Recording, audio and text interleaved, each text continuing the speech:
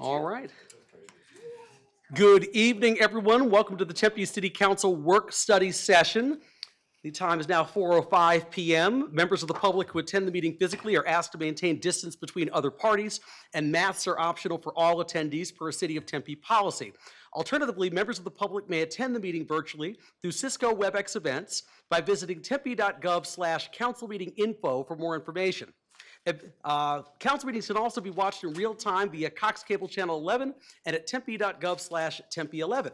Item number 2 is called to the audience. The City Council welcomes public comment at this time for the issue review session and committee of the whole items on this work study session agenda. There is a 3-minute time limit per speaker. So, Madam Clerk, is it just all these that I have in my hand right here? That's All affirmative, right. Mayor. I will go ahead and read these off. So I think I've got 14 speakers in my hand. All right, so the first one is Amanda Wheeler. And is Amanda here in person or in the queue? She's virtual, but she's not here yet. Amanda signed up virtually, but she's not in the virtual Okay. queue, but we'll Then watch for her. I'll go through the others and I'll try to come back to her. So, all right, next one is Jason Bartlett. Looks like he's virtual. Yes. He is he's present here. virtually. In one moment, we'll unmute right. his microphone. All right. Mr. Bartlett, can you hear me? Yes, sir. All right, sounds good. Please state your name and place of residence. You have 3 minutes to address the council. Yeah, this is Jason Bartlett. I'm in Tempe, Arizona, here off Priest. I just wanted to address the issue on the youth tobacco vaping and flavor ban. This is a adult issue being handled quite well by our locations or stores, I should say, around us. I'm an adult consumer. I have a right to buy flavored alcohol, flavored marijuana, and flavored vapor products. It saved my life. I'm no longer a vapor. I'm no longer a tobacco user. It's my right to have these options as an adult. And I am very thankful for all the businesses in this community that have been supporting T21. And we've seen over a 60% reduction in youth vaping in a matter of 18 months. It's outstanding. The numbers have gone from over 5 million users in the United States down to 2 million users of vapor products. Unfortunately, we've had a rise in alcohol use and marijuana use and obesity for children that needs to get focused on. So the American Heart Institute, I understand they're shelling out money for this focus, really needs to help children. We need to focus on obesity in our youth, alcohol consumption, as well as sugar use and heck, traditional tobacco, not vaping. Vaping is helping save lives and reduce the overall combustible tobacco use time and time again. So I thank the companies that are making this product. I thank everybody here. Thank you guys for your time, and we'll see you guys next time. Thank you so much, Mr. Bartlett. Appreciate it. Next up, we have Helen Redmond, who's attending through WebEx. Yes, that is correct. I'm Great. here. Thank you so much. Please state your name and place of residence. You have 3 minutes to address the council. My name is Helen Redmond. My place of residence is New York City. I am an adjunct assistant professor at New York University, and I also have a small consulting business, Nicotine Harm Reduction Consultants. What I want to say to you in this short time is about the work that I do, and that is I work with people from vulnerable populations who have the highest rates of smoking, and that is people who are homeless, people who use drugs, and people who have mental health issues, depression, anxiety, and trauma. And what I do is I help these folks transition from smoking to vaping. And in these groups, we always have flavored vapes available. And invariably, the majority of people choose flavored vapes. It could be lemon, orange, a whole number of flavors. Flavors are everywhere in our world. Everything we eat, everything that we drink. And why are flavors important?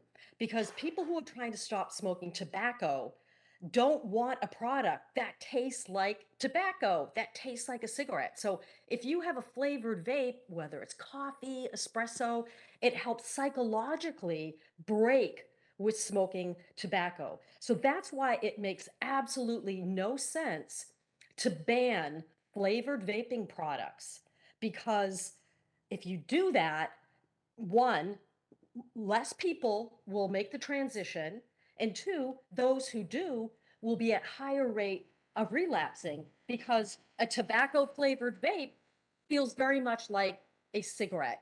And so if Arizona cares about smokers' lives and making a transition to a product that is 95% safer, vapes are 95% safer than combustible cigarettes, the flavors play a crucial role in making that switch and maintaining that switch. And we need to value the lives of adults who are members of these vulnerable groups. We don't hear a lot about these folks who smoke, who have the highest rates of morbidity and mortality. One more thing on flavors. Anybody here who has chewed Nicorette gum, there's no tobacco flavor of Nicorette gum. It's lemon, it's apple, it's mint medley. So we even understand with Nicorette gum, nobody is going to chew it if it tastes like tobacco. It has to have some sort of flavor. And the same thing goes for vaping. So I'll just end with that. If we want people to switch away from the product that is killing them to the one that can save their lives, we have to have flavors available for people to choose from. Thank you for your time. Thank you so much. Really appreciate it. Next up, we have Mark Miller.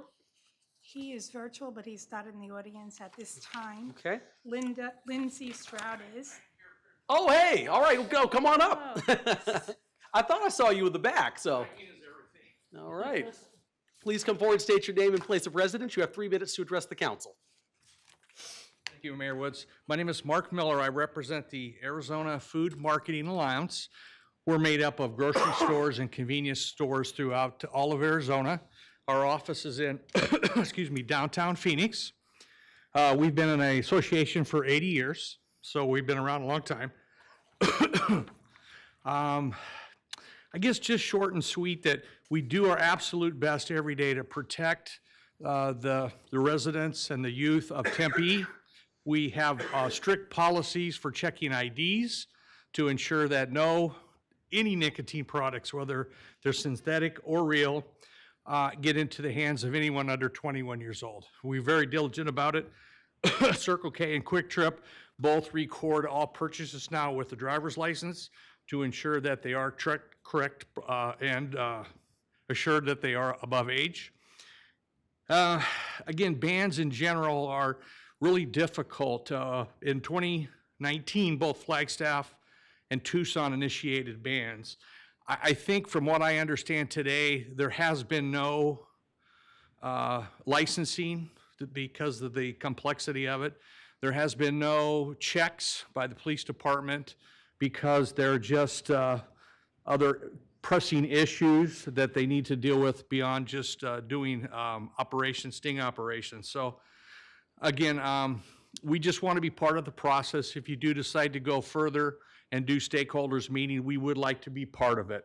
And again, we want to do everything we can to affect and protect the students of ASU and high schools and everything else. So thank you for your time. This is important to us, and we're glad that you're taking the step forward to help ensure that it's done correctly. Thank you for your time. Thank you so much, Mr. Miller. Any Appreciate it. questions? Okay, perfect. Appreciate it. Thank you so much. Appreciate it. Next speaker I have here is Lindsey Stroud. She's Yes, in hello, the- can you hear me? Yes, hi. Please state your name and place of residence. You have 3 minutes. Yes, I'm Lindsey Stroud, and my companies are located out of Washington, D.C. And I will just get started. So thank you for your time today. I'm director of the Consumer Center at the Taxpayers Protection Alliance. I'm a visiting fellow at the Independent Women's Forum, and I'm a board member at the American Vapor Manufacturers Association. I did email written testimony to all the members, so I hope you guys got them, and I'll try to keep this really brief. So the issue at hand today is youth vaping, and I have really good news. It's actually been steadily declining since the so-called youth vaping epidemic. In fact, in Maricopa County in 2020, only 4.6% of 8th graders, 14.6% of 10th graders, and 20.4% of 12th graders reported current use of e-cigarettes, which is defined as having used an e-cigarette on at least one occasion in the past 30 days. Since 2018 in the county among 8th graders, vaping has declined by 49.3%, by 30.1% among 10th graders, and by 22.7% among high school seniors. Nationally, current vapor product use among high school students has declined by 42.3% since 2020 and by 58.9% since 2019. And to put this in perspective, in 2021, 1.74 million American high school students were current vapors. This is a 2.39 million fewer vapors between 2019 and 2021. Despite a lot of rhetoric, vaping has not led to an increase in smoking, and in fact, it's had led to significant declines.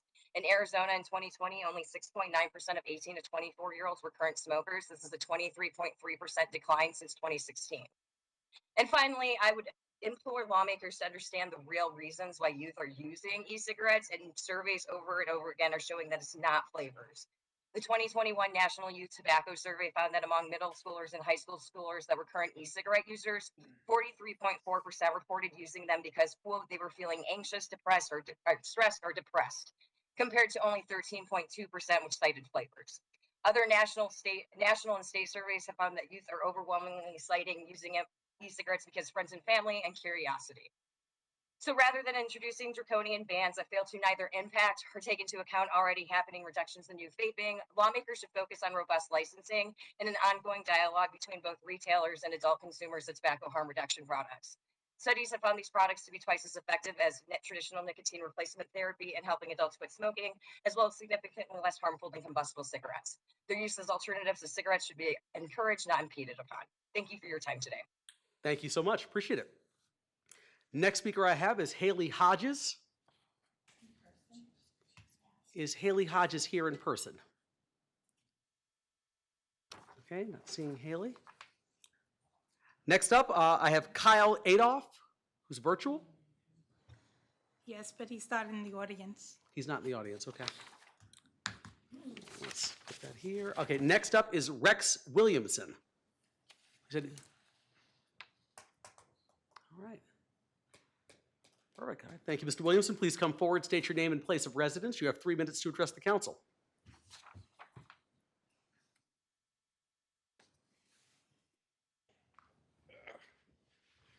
My name is Rex Williamson. I live in Arizona in Paradise Valley. I have a business in Tempe. We're in the business of distribution of e-liquid throughout the country. This has been an interesting venture for me. It's a fairly new venture in the last 7 years, being in the nicotine industry and the e-liquid and harm and smoking reduction side of nicotine. We keep getting attacked with flavors, the FDA, and there's so much misinformation out there that I just really encourage you guys to really look at the true facts that people are publishing and not look at media, what's going on. Youth vaping has radically been decreased. You heard Lindsey just state fact after fact after fact after fact. Other countries are coming out where they're actually put vape stores in hospitals like they do in England, and they write prescriptions for people to stop smoking. A lot of the youth that you get cited for when they do these surveys that you guys hear about because they're nationally broadcast have to focus around, they ask somebody, have they vaped? That means marijuana, that means once, that doesn't mean they're regular vapors. The regular vapors on kids today is a very low percentage. Lindsey gave you the statistics, but the other thing that you're failing to realize is a lot of those kids smoke cigarettes and have changed from cigarettes to vaping, and it's 95% healthier than a cigarette. And we have to take that into consideration. And a lot of the cities and counties that have banned vaping, and I mean banned flavors, everybody's going back to smoking. Smoking is increasing in those areas all around the country that they have the flavor bans on. And I don't think we want our kids going back to cigarettes. And that's my whole thing, is that vaping does save lives. Vaping is a much better alternative than the cigarette. And it's something that isn't going to be, people aren't going to grab cancer from vaping. And that's all I want to say. I don't want to see kids vape. The stores and the legit businesses that have been in this a long time, we pushed for T21 for years till the federal government enacted it. We wanted it. We don't want kids doing vaping. That's not what our intention is. We're trying to save the lives of the adult smoker. And I'll let you go at that. Thank you very much. Thank you so much. Appreciate it. Next speaker I have is Job Dickinson. Please come forward, state your name and place of residence. You have 3 minutes to address the council. Good evening, Mayor and Council. My name is Joe Dickinson. I'm a resident of Phoenix. I'm actually the president of the Border Security Alliance. That's a foundation that we work, and we have a couple mission statements that I think apply to this as to why would I be here worried the border in Tempe. We look to have safer local communities. We look to support our local law enforcement officers, and we also have a mission to combat illicit trade, okay, illegal trade coming across the border. I have some quick stats here, just talking about this nicotine ban, flavor ban. Massachusetts was a state that banned menthol cigarettes, and during that time, 38% of menthol smokers just switched back to regular cigarettes. 62% of the menthol sales switched to bordering states. And I think that's important here when you look at Tempe. If Tempe were to do a flavor ban, you're going to push people out to your communities, Mesa, Phoenix, Glendale, Chandler, that would be able to bring those products here just as easily.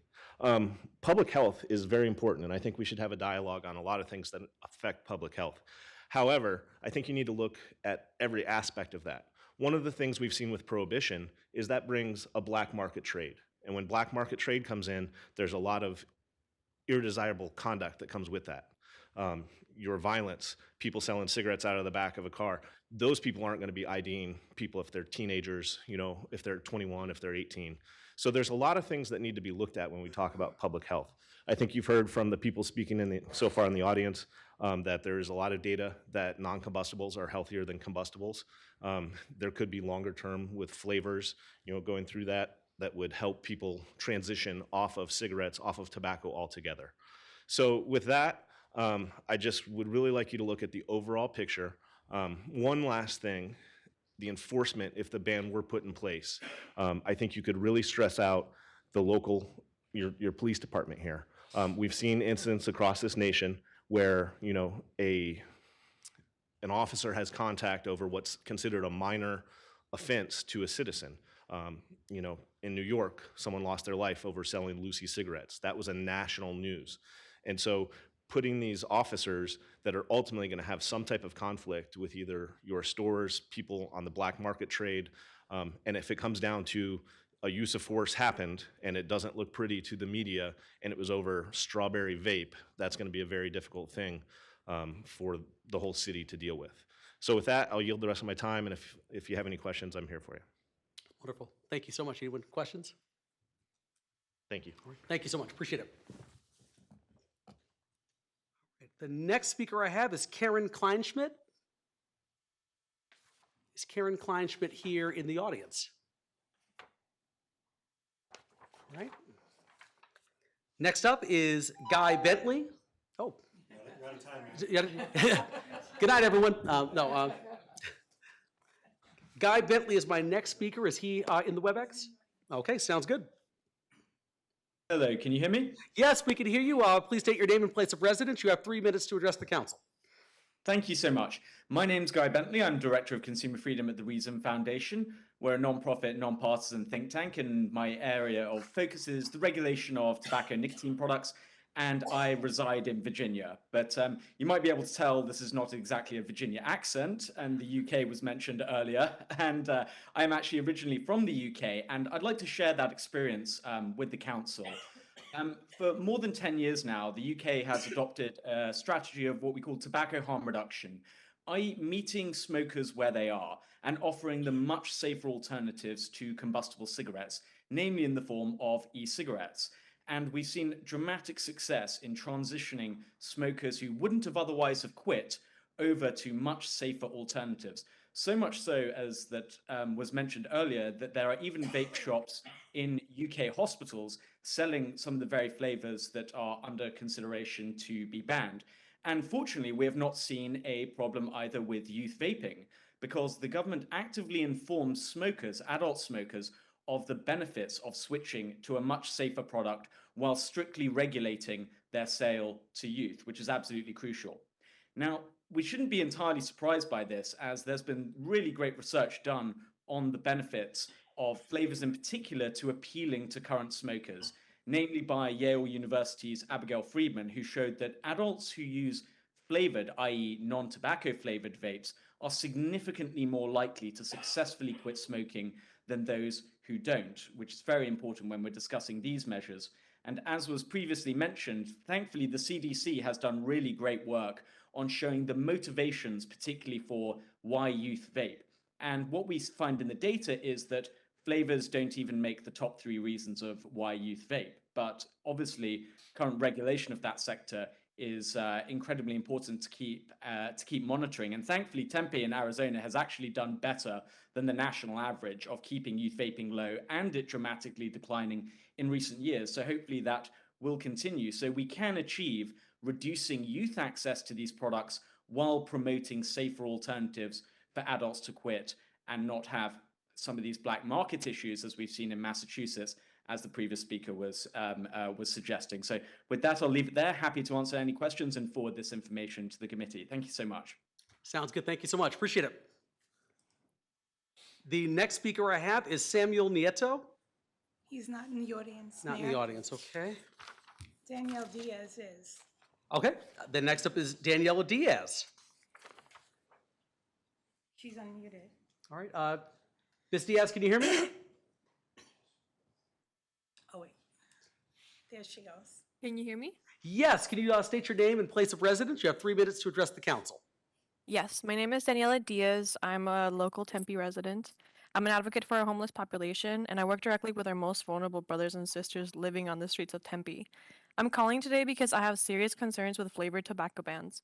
I understand that the intent is to decrease smoking amongst youth by eliminating flavored tobacco, but I believe there's dangerous, unintended consequences to this. Menthol cigarettes are popular with many of Tempe's homeless African American and Latino residents.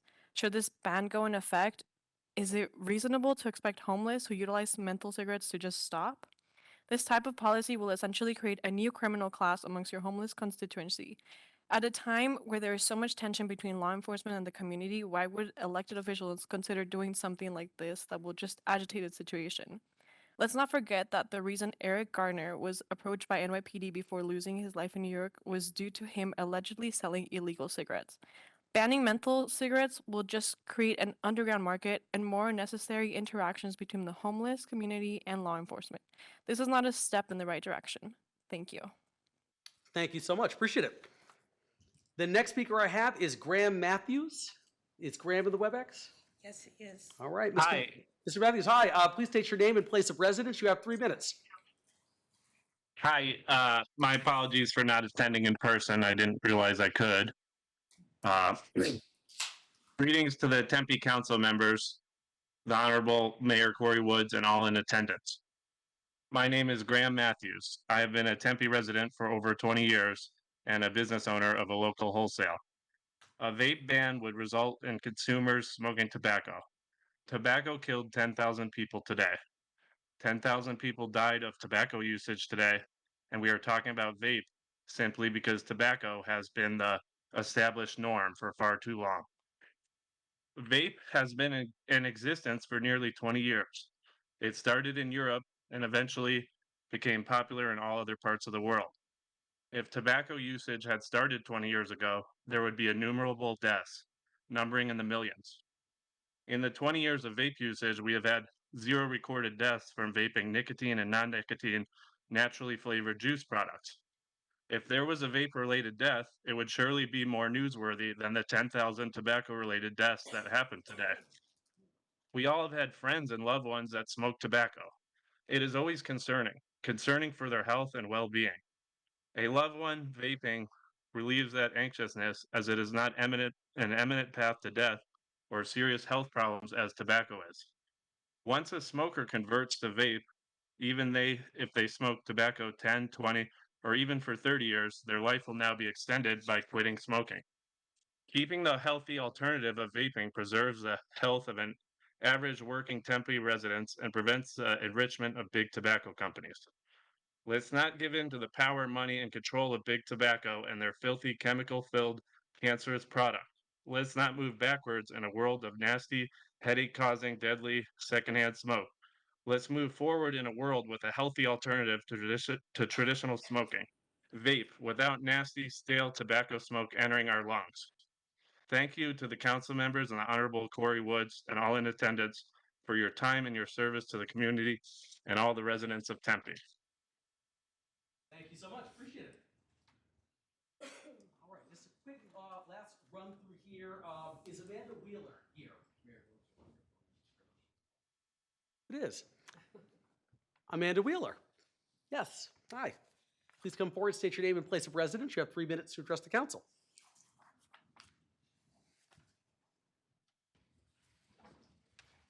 My name is Amanda Wheeler. I'm the Executive Director of the Arizona Smoke-Free Business Alliance. I reside in Prescott.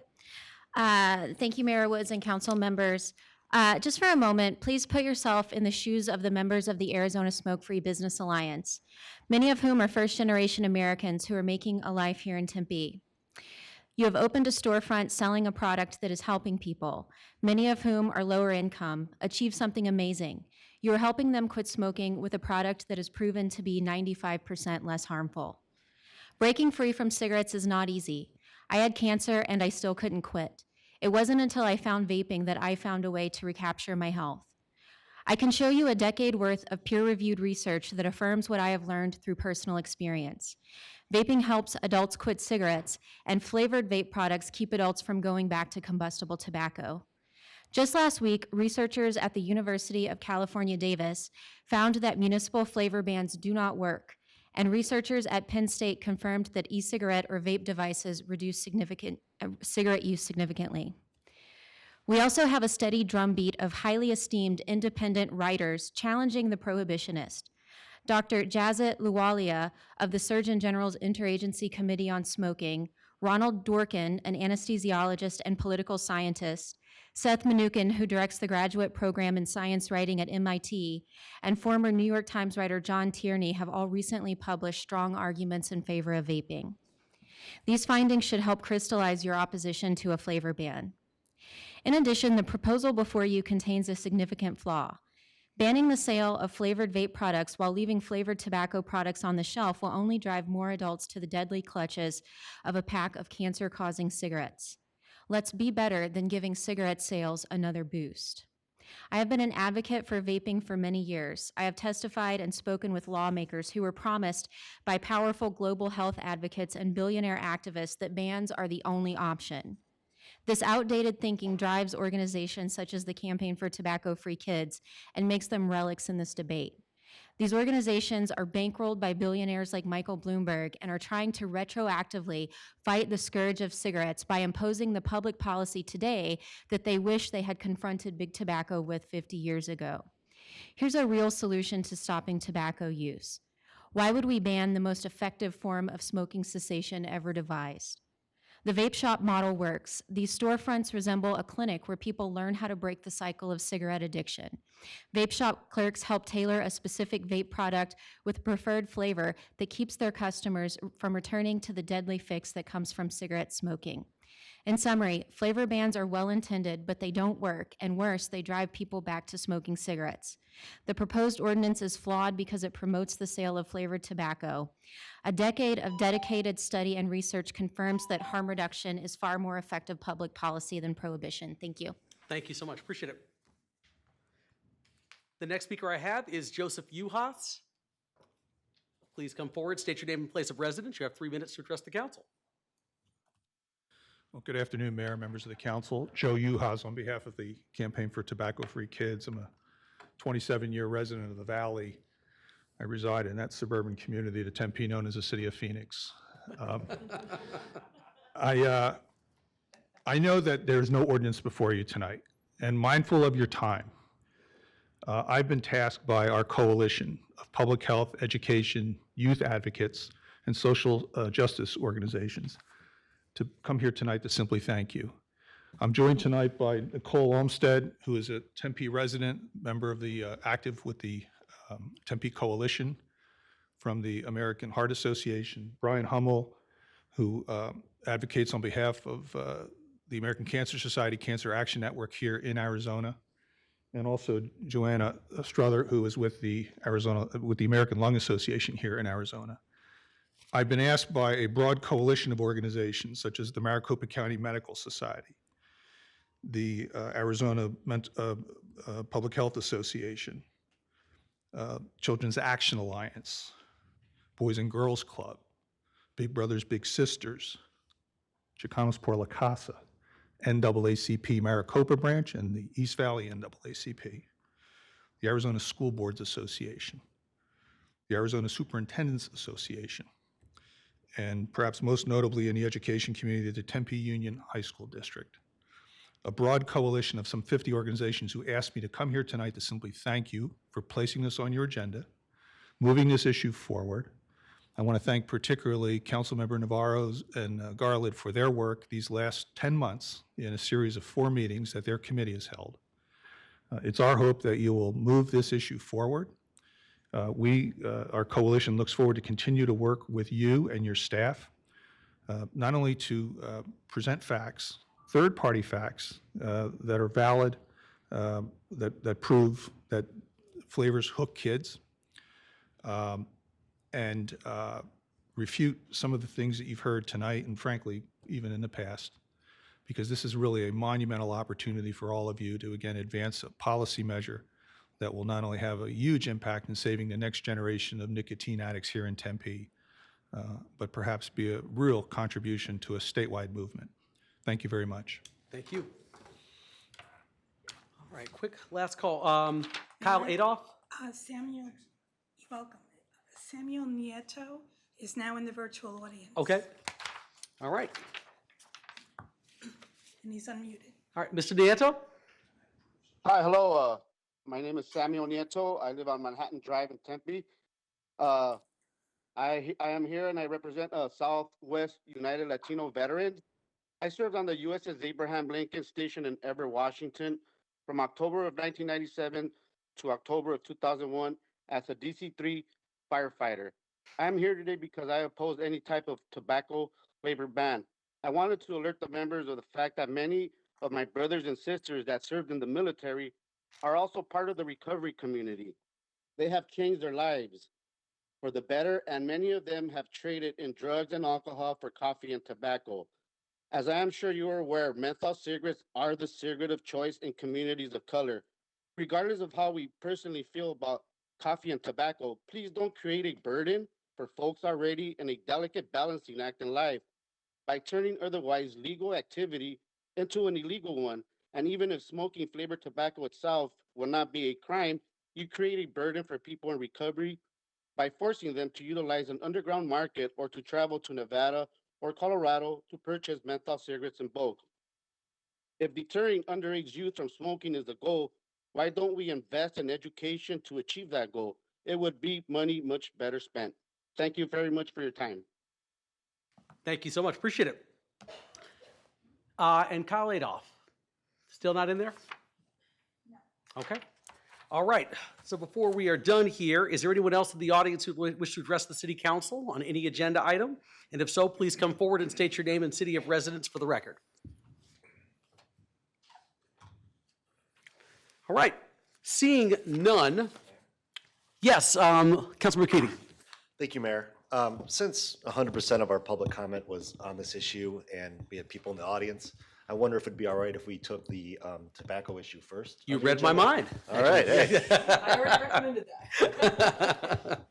All right. Yeah, with that said, no, I appreciate that recommendation. We definitely don't like people to wait the whole night while we go through our entire agenda. So with that said, let's go ahead and take item 5A1, which is recommendation to Committee of the Whole for consideration of ordinance regulating the use of tobacco products and prohibiting the sale of flavored vape products.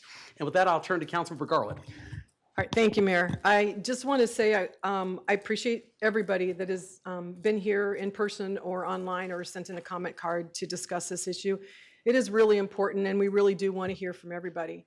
I also want to say that on November 17th of 2021, our committee, Joel, Councilmember Navarro's, and our committee as Human Services and Community Safety brought this issue to our council and already received consensus to move this forward. So I apologize because how this was written on our agenda, it looks like we are discussing this for a vote of some type tonight, but we're not. What this was supposed to be was just information to let our council know where we are right now in the process. And so just so that everybody knows that this process right now is we are looking at, we have key staff members that are getting together. They are going to be scheduling open public forums because it's really, really important when we do this to follow something that we call the Tempe involving the public manual. It's called the TIP manual. You can look it up online. It's a great manual to look at if you have free time and you want to read all those pages. But it just tells you the process that it takes in order for us to make these changes or to do these ordinances. So we're following that. And what we were supposed to do tonight, our committee, was just to let our council and residents know that now the next part of this, following this manual, is to have these open forums where we're going to pull in, we're going to request residents, stakeholders, parents, school members, anybody who's already been here tonight can come and speak to us. And we're going to have those forums. We'll make that public so that you know about them. We're going to gather that information and then take the next process and the next steps to move this forward. So again, this was not brought here to the council tonight. I'm sorry that you all had to attend.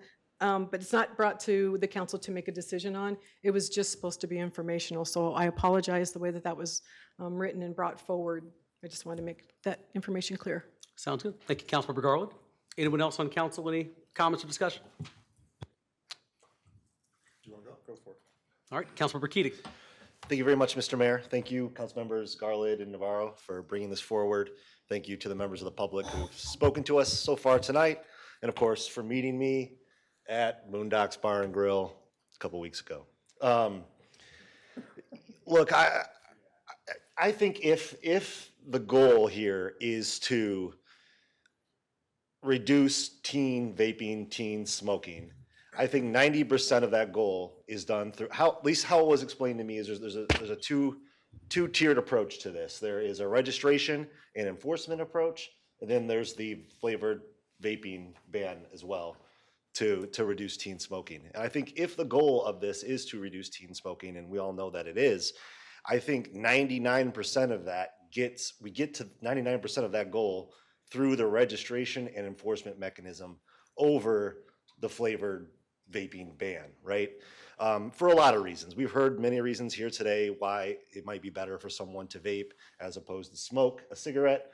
I don't know, I'm not a doctor. That makes intuitive sense, but again, I don't know. I did ask my assistant to follow up with some speakers to collect some data on that.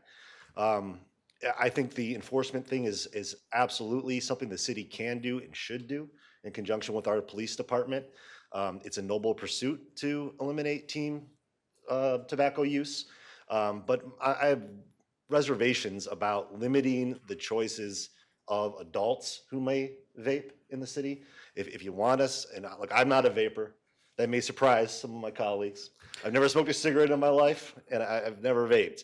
But I just don't see how we're really moving the needle on the goal of reducing teen tobacco use with some sort of vaping ban, right?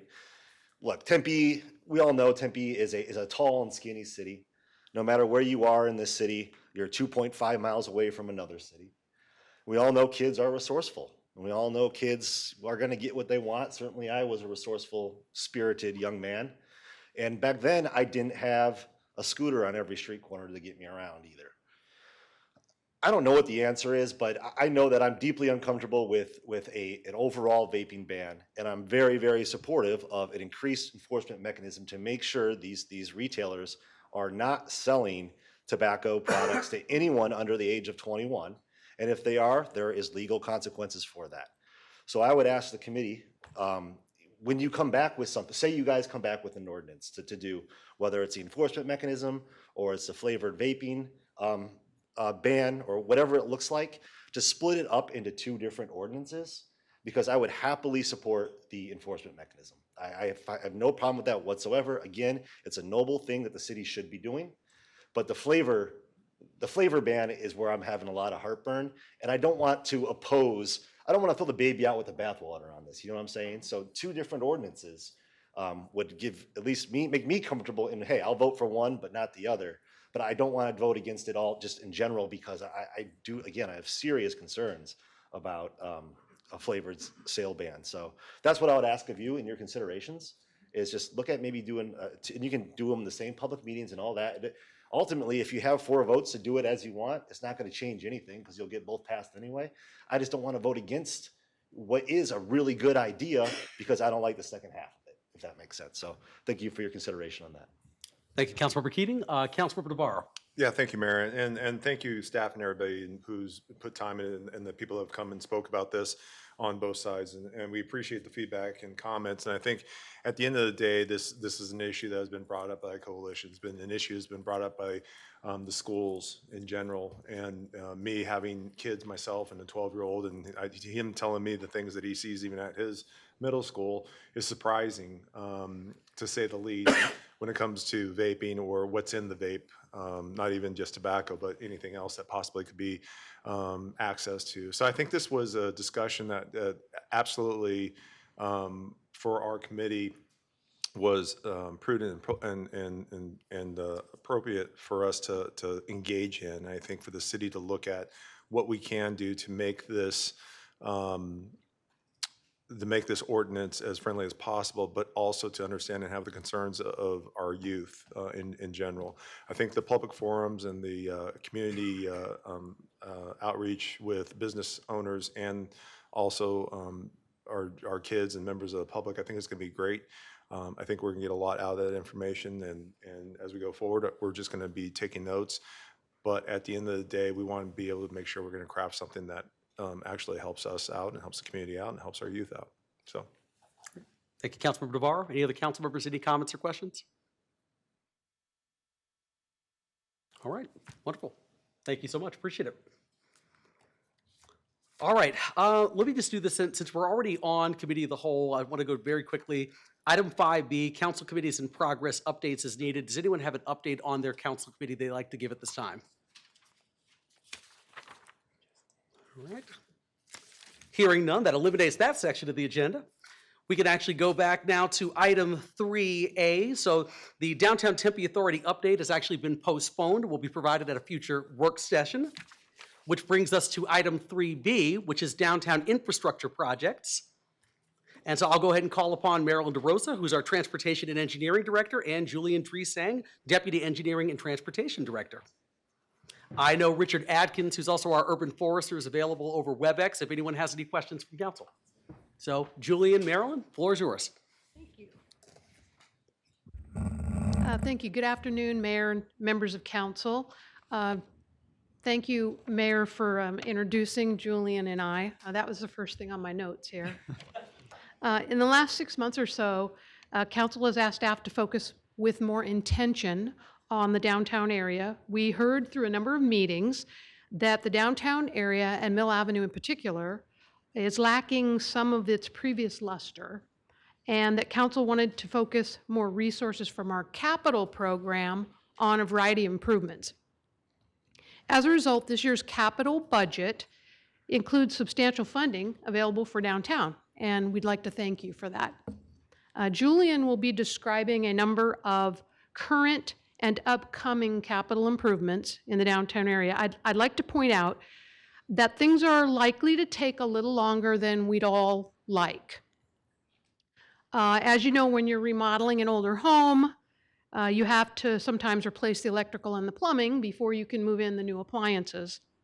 In the case of Mill Avenue, new trees and landscaping, the sidewalk treatments, the artistic lighting, those things will follow electrical and landscape irrigation replacements.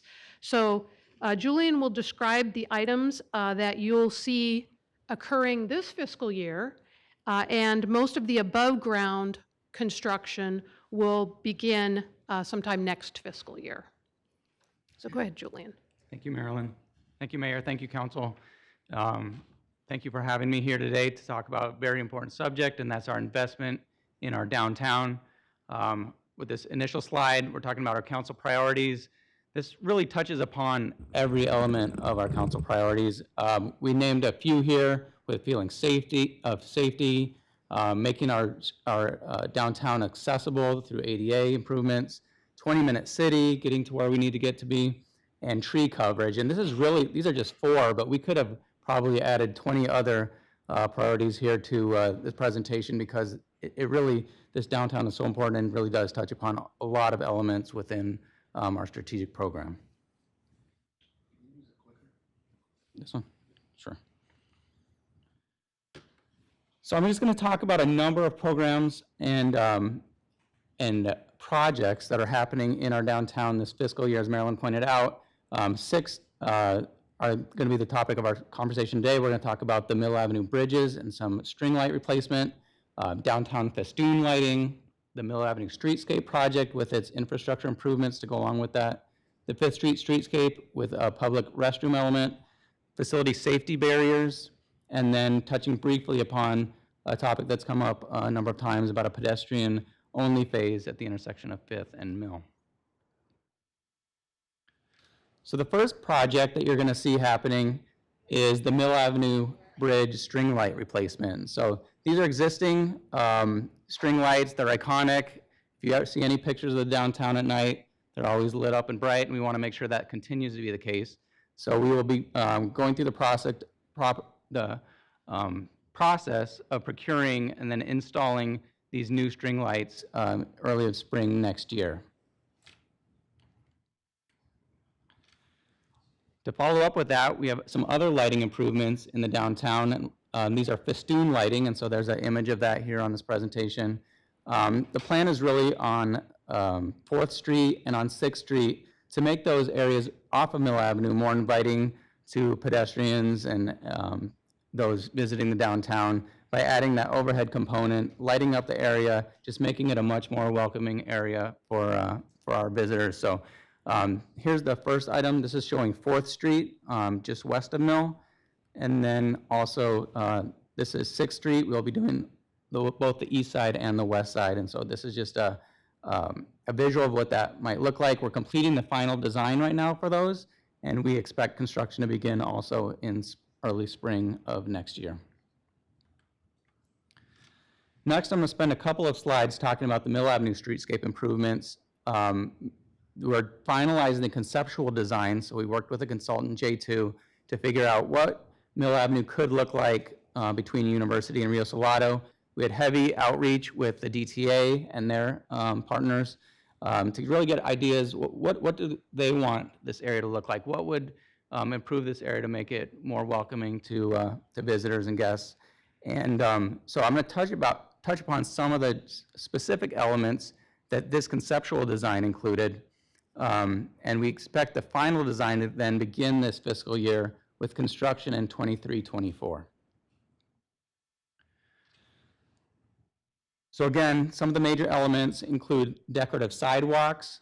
You can see in the upper right-hand photo here, or simulation, what that might look like. This is just one of the elements that's being considered, trying to incorporate some of the bricks that are currently on Mill Avenue, but also introducing new elements to those areas. Again, we will continue to work with the DTA, continue to have public outreach, and work with you as mayor and council and city staff to make sure we're getting, incorporating all the elements that we want in a final product.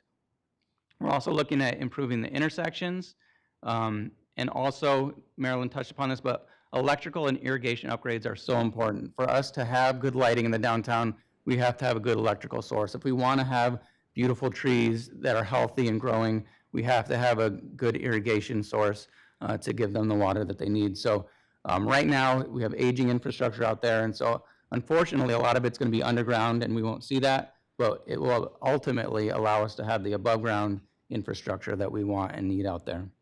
And finally, enhanced lighting. We talked about some of those elements with the Festoon lighting, but we'll also look at other ways of improving lighting so that in the evenings, it's a safe, comfortable place for our visitors and residents to walk on Mill Avenue. Some additional major elements. Shade is one that continues to come up as an important. This is obviously a strategic measure for improving shade in the city. So there's different elements of shade that we can incorporate. One of those is trees, and I'm showing some examples of what that palette might look like. That includes some of the current ficus, as well as potentially acacia, mastic tree, tipu, and fruitless olive. And these are just some ideas. We'll continue to go through the process of determining what makes sense, the right tree in the right place, and working with our urban forester, Richard Atkins, throughout that process to make sure that we're putting trees in that will look good, but also ultimately can be maintained and provide the environment that we're looking to have out there. quick question, excuse me, Julie, on the tree issue. So one of the things, and I don't know if this is true, and I know Richard's on WebEx, one of the things I was wondering about was there are people who've talked about and I don't know if this is just anecdotal, that the ficus trees are nice, and they've been part of the downtown for quite some time, as long as I've been here, which is nearly 20 years. But one of the challenges is sort of keeping them alive, that they have very sort of invasive root systems, and that's one of the reasons why the irrigation system has had such a problem. It's potentially even caused problems with some of the lighting of the downtown as well. So I mean, I don't know if that's true or not. I mean, that could very well just be anecdotal information that people say to me sometimes, but I do worry about that. Like, I love the look of the trees and I love how lush they are, but at the same time, if they're causing other problems when it comes to maintaining our infrastructure, then I would be interested in what a capable replacement might be. Right, and I'm definitely not the expert. I would defer to Richard Atkins. But again, it's the right tree at the right locations. And so if you look in the top right corner of this, there's a system called a Silva-cell system that can be placed underneath the sidewalk, which allows the root system and the root ball of the trees to be able to be successful, be healthy, and not damage other infrastructure in the area. So we're looking at opportunities, because it is really an iconic tree, when it makes sense to be able to potentially implement that with the right infrastructure underneath to accommodate that, but then also trying to have a diversity of for the health and sustainability of the trees in the downtown. And so that's why we're showing a palette. And so as we go through the design process, we'll have to work to make sure that we're putting the right trees in at the right time. But if you have specific questions about and want more information about the ficus trees themselves, I would definitely defer to Richard Atkins, and he could provide that information. I would love that, actually. Is Richard in the queue by chance? Richard, you can unmute yourself and speak anytime you like. Yes, good evening, Mayor and Council. So, question, I guess, Richard, that I was asking before was regarding the ficus trees. Once again, I was saying, I don't know if this is anecdotal information or if there's any truth here, but that one of the challenges with the ficus trees is sort of their, more invasive root systems, and they're very, very difficult to maintain in the downtown when it comes to infrastructure and a lot of other items. So I was just sort of curious what your perspective on that was. Is that just sort of information that I'm sort of hearing through the grapevine, or is there any truth to that perhaps a different kind of tree might be better utilized in the downtown for, when it comes just to not just the looks, but obviously the ability to maintain the irrigation systems and the lighting that's below the surface? All very good questions, Mayor. Yes, you're not totally off or wrong with those assumptions. They do have a very aggressive root system, and they're very expansive. Some of the irrigation problems could come from roots wrapping around the pipes as they are fairly close to the tree itself. Other problems with the irrigation comes from just past construction issues downtown. So I cannot put all of that on the tree roots of the ficus. Some of that might be with the electrics as well. So there is potential for the ficus roots to damage the infrastructure downtown just due to the size of the tree and the expansive of the root system. That's one thing that the Silva cells will try to help with, because it provides channels for the roots to grow in. And you can also separate the utilities from that. The idea is to probably limit the number of ficus trees as we go back in with a new design, trying to keep some of the ficus there for just the continuity of the existing conditions, perhaps put them on the corners, but also to integrate these other trees within the palette so they can all fit together and create a diversity up and down the street. And we have to be cognizant also of signage. For all the businesses there. The ficus trees have quite thick crowns, and that's always a constant issue that I'm working with the businesses there to make sure that they have signage. So that's just a short synopsis of that. I hope that answered your question. Absolutely, Richard. Thank you so much. Vice Mayor Adams. Yes, thank you, Mr. Mayor. Richard, I just want us to be mindful of the O&M costs depending on what trees we put in, to make sure they don't shed a lot and things, because as you know, the maintenance is expensive, and I just want us to be careful about what tree we choose. Thank you. Thank you, Councilmember DeVar. Thank you, Mayor. Now, and obviously a touchy issue for me. I came back just so we could rehash this conversation I- from I 12 know years exactly. ago. I see where the it's moment going. has finally come. So obviously, I feel the ficus are the iconic thing of Tempe in the downtown area, and I'm not sitting here saying this or that or no or whatever like that. I do understand, signage issues and things that might arise from that, but it's also what have we been actually doing to address trimming the trees to make those view corridors a little bit more established so that people can see those signs. In addition to the root systems, I know that when we talk about this tree, this is not a desert tree. We've known this for I don't know how long, but we also know that hardly any of these trees out here are desert trees. So, when we do something in downtown Tempe, it's got to have a pop and a buzz. And I know the ficus is one of those things that's very different from other cities. We talked about putting a pistache in here, but lo and behold, every city has pistache everywhere. It's not iconic. It's not unique at all. I kind of, lean towards making sure that we preserve the ficus. I love the thoughts of the root system, expanding the ability for water collection to actually soak into the ground in a larger area. I think that's very establishable. I don't know, in my personal opinion, and I'll leave it to you, the experts, but when you talk about irrigation, you talk about any plant, maybe besides a palm tree, you're going to have roots that will affect anything as trees grow and get bigger. I don't know if there's a specific tree that grows as big as the ficus that can provide the shade like the ficus and not have a root system. So I know there's trade-offs, and I know there's maintenance issues, and I know that often we have to replace the ficus because the ficus is not a desert tree. But you can also see we have ficus that have been on this Mill Avenue for quite some time now, and I know on other ends we've had to have some replacements. But on those parts, we have people that have also climbed the trees. We have people that have taken new trees and bent them down over. We've had just weather in general. So I mean, this is still an ongoing thing. But I just want to keep that mindful that I think that there's a way to still incorporate the ficus, to still have the ficus and the shade, which we, as everybody in Arizona, that's the one thing we want to address. There's not a tree out there. We talk about shade on the bus stops. We talk about shade over. There's probably not a better tree that provides the best shade than what we see in the downtown area. So anyways, that's my 2 cents. Thank you, Councilmember Devar. Councilmember Chin. Thank you, Mayor. As we look at the design and moving forward with the design, we have to keep in mind that we're in a drought situation.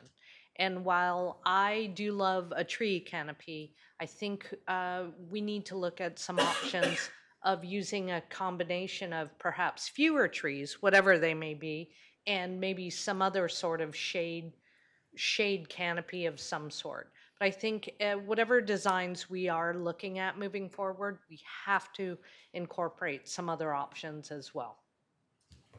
Thank you, Councilmember Chin. Councilmember Hodge. Thank you. She took the words right out of my mouth that I was going to say, but, think about other options. And also, is there any places that we can put like the trees that are in planters and that doesn't have to go directly into the root of the ground? Is there any ideas on that? I see a lot of new complexes coming up or coming out and not planting trees directly into the ground, but in planters on top of the ground. So I was just wondering, is that any options that we can have too? Yeah, I would say at this point, all options are on the table, and we would just continue to work closely with Richard Atkins and his team, and we would not unilaterally make decisions on what kind of trees go in there. We would work with the business district. We would work with the mayor and council to make sure that we're making the best decisions possible. And so I think this is really good feedback. On the topic of shade, we are looking at options other than just trees. If you look in the middle top of this slide is an artist rendering of what maybe some other shade structures that would add maybe some of that pop, add some color, but also provide that shade that maybe is in a location where trees wouldn't be a good option, but we're still providing that shade, especially like on the corners when people are waiting to cross the street. So those options are definitely being discussed and will be on the table as well. Vice Mayor Adams? Yes, I really like the artist's rendition of that. My only concern is, or what I want to see happen is, I don't want that to be like worn out and like we wait for it to be completely worn out and look bad to replace it. I would like to have a replacement schedule spelled out for us in advance. So we know that every 2 years or every 3 years, we have to replace it because of the sun and the wear and tear it's going to take. But I really like that look, and I think it is a good alternative. And I do like the ficus also, Councilmember Navarro, just so you know. So I think we can work out kind of a compromise. And I like the potted trees. I've seen that in other cities, and it looks really sharp. So, and then maybe we could get some flower boxes or something in the fall or whatever's around there. I think that would like really look nice on our Mill Avenue. So that's what I have so far. I might have more. I have more later on. So go ahead. I was going to say, thank you, Vice Mayor Adams. No, lots of very good conversation here. I think a lot of really good points raised. I mean, one, Vice Mayor Adams talking about the maintenance and operations, whatever we actually put in, we need to make sure that, the costs are something that we can really handle over the years. And it's not, so I think that's really critically important. Councilmember Navarro's point is also critical that we obviously want a downtown that really says Tempe and that's unique, and that's not something that looks like downtown Gilbert or downtown Chandler or Scottsdale. So I would agree that we want to make sure that we try to maintain the uniqueness. But to Councilmember Chin's point as well, I also agree that we're in a drought and we have to recognize that as well. And so whatever decisions we make, we have to try to find probably multiple ways to accomplish the shade canopy issues, whether it's the trees or other kinds of structures that protect people from extreme heat, especially probably during the months of July and August when it gets unbearably hot in Arizona. So yeah, I mean, look, I'll say myself, I'm not an arborist. I don't know much about trees other than what I hear and kind of, what I tend to like. But, I know you'll continue to work with Richard and come back and make some recommendations. Councilmember Navarro? Just one more. Yeah, please. And it was a great point about being in a drought and everything like that. And I totally agree. And I've said this before, but our downtown area, we have a lake, and that was a big deal to put that lake in because of the water situation even at that time. But I want to say, as we're throwing things at you, this is one part of Tempe, the downtown area, where I'm not saying to be chintzy on. I'm saying if we have to use water, we use water for certain areas. I think that when we're trying to increase tourism, we're trying to do all these other things, we do, and we see other cities spending money in areas to make those areas lush, to make them green, to make them attractive, because that has value too. And I understand there's a balance with the drought stuff here, but I'm just saying let's not be chintzy, I guess. Let's look at all the alternatives. Thank you, Councilmember Navarro. Let me go to Councilmember Keating, then Councilmember Chin. I was going to save these comments for later, but just to piggyback off what Councilmember Navarro was saying, I don't know if you guys have been to downtown Chandler or downtown Gilbert recently, but we're certainly in competition with those two cities now, and that wasn't the case 10 years ago. So I would be in favor of keeping any existing ficuses that we have, and maybe there's room for artificial shade structures as well. But to Councilmember Navarro's point, if we're going to spend money or water in any area of the city, downtown could really use it right now. It's still recovering from COVID, as you know, and again, 10 years ago, no one was going to Gilbert to have a night out. No one was going to Chandler, and now they are, and that's to our detriment. So I'm very pleased with what you guys have presented. You're not even through yet, but what I was going to say, and I'll just say it now so you don't have to listen to me talk later while it's in my head, is anything we can do to speed this process along, I'm happy to consider. Like, I don't know if maybe it's moving around some CIP money for next fiscal year, but I would like this done today. So anything that we can do, well, certainly that I could do, and I can't speak for my colleagues, but we all know that we need this. I would really like to get this moving along, and that's my comments for your entire presentation. So you won't hear me again unless someone spurts another idea. Thank you, Councilmember Keating. Councilmember Chin. Thank you. I need to respond to Councilmember Navarro's. So I understand, and this is a very important place in Tempe, and I understand the importance in attracting both economic development, tourism, all important factors. However, there's a resource that we cannot easily replace, and it's not a talking point or a buzzword about the drought. We are at a tier 2A, I believe, situation. Arizona has been asked to reduce certain water usage. It's not something that we can just pick up from somewhere else. It's a serious situation. So the request for me is simply to be mindful and to be open about the design and maybe add some additional shade structures that are non-tree, because whatever trees we have, I want to be able to keep alive and have them flourish, but we will have limited resources for the trees. That's it. Oh, thank you. Really quick thing too, then I'm going to go to Councilmember Hodge, and I really agree with Councilmember Keating's point, one about, accelerating this, so I appreciate him bringing that up. The other thing is too, I agree, we are definitely in competition with a lot of other surrounding downtowns in a way that we weren't 20, 25 years ago. It used to be pretty much if you wanted to come and have a kind of a downtown urban nightlife experience, I mean, downtown Tempe was the spot to be, and there weren't a lot of places you can go. And clearly now, if you go to downtown Gilbert or downtown Chandler, they've got downtowns that rival ours. And so I definitely think we have to keep up with the Joneses and continue to innovate. The only thing I would say though is Councilmember Keating talked about the a lot of the businesses and things, that is one of the reasons though why I do want us to be open to a diversity of options when it comes to shade structures and trees, because if that is a concern that's been raised by businesses with the current tree canopy, is the signage we have on our walls is frankly hard to see because the trees many times overgrow in a way where people can't directly see what business is here. I do want to make sure, and I know you've talked about that, you're going to be engaging with that, the downtown merchants and landlords, but I do want to make sure that that is part of the conversation because, not only do I want something that's iconic, but I want to make sure it's something that works for the businesses that really do pay pretty high rents on Mill to make a living. So, Councilmember Hodge? Okay, My question is more for when we talk about uniqueness and trying to, keep up with the Joneses is what I was heard. Have we thought about going to our sustainability community, like our schools and our colleges, and giving some recommendations of what they see and bring it out? So, if we want to take it to the next generation, we take it to that generation now, and not just when we look at it, even when you're thinking about the art structures, get some local artists like Paige Reesers, people that we know in our community that can actually put input into and how we look at and instructing the downtown area. Sounds good. Thank you. Councilmember Garland. I just figured since everybody else is speaking, I should say something.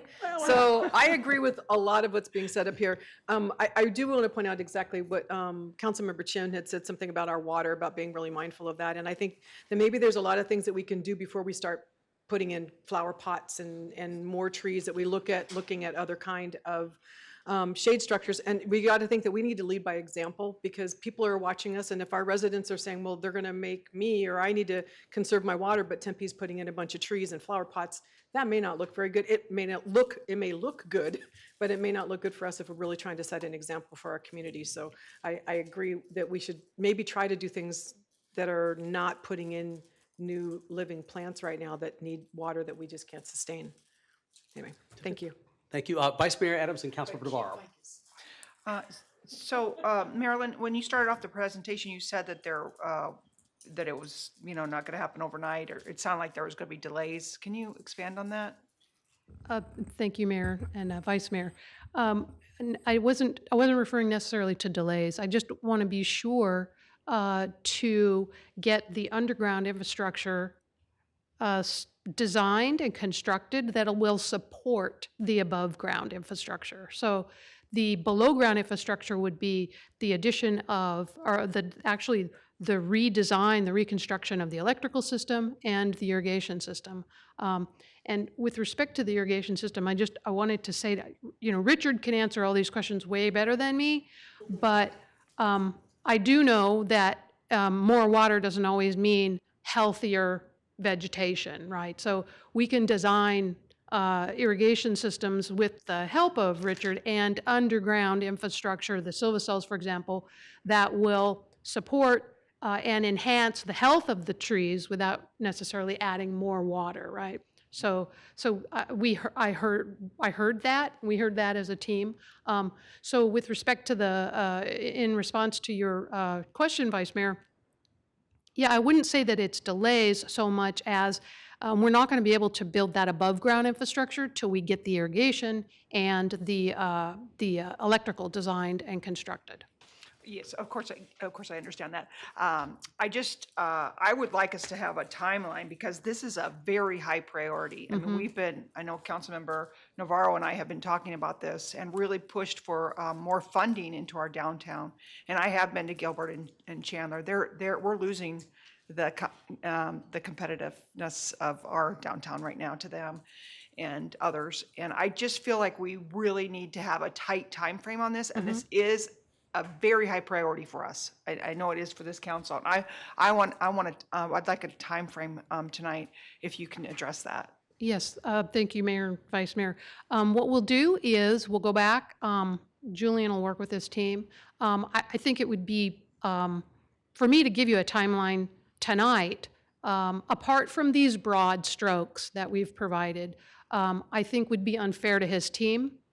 So we can get a timeline back to you in whether it's a Friday packet or in some other way. But we'll certainly get one back to you in short order.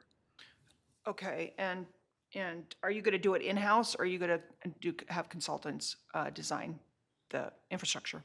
We will, as per most of our projects, we'll hire an outside consultant, an architectural and engineering firm to do the design, and we'll assign a senior civil engineer as a project manager.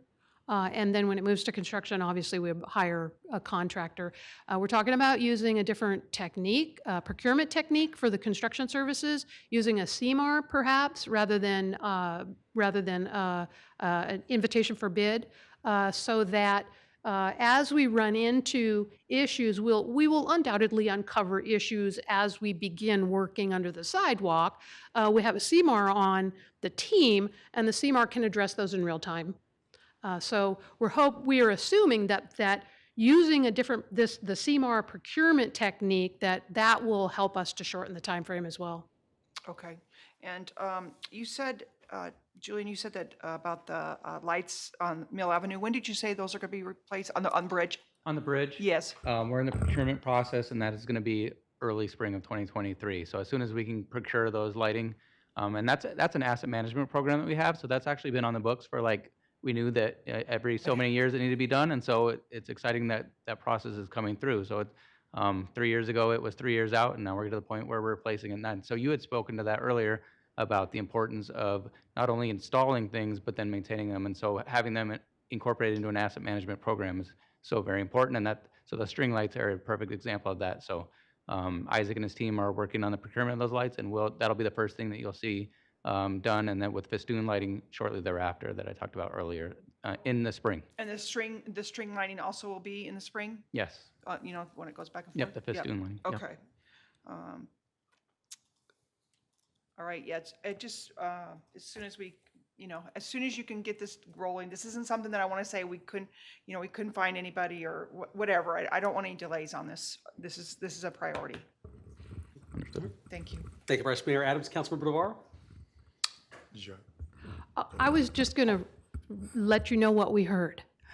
Sure, absolutely.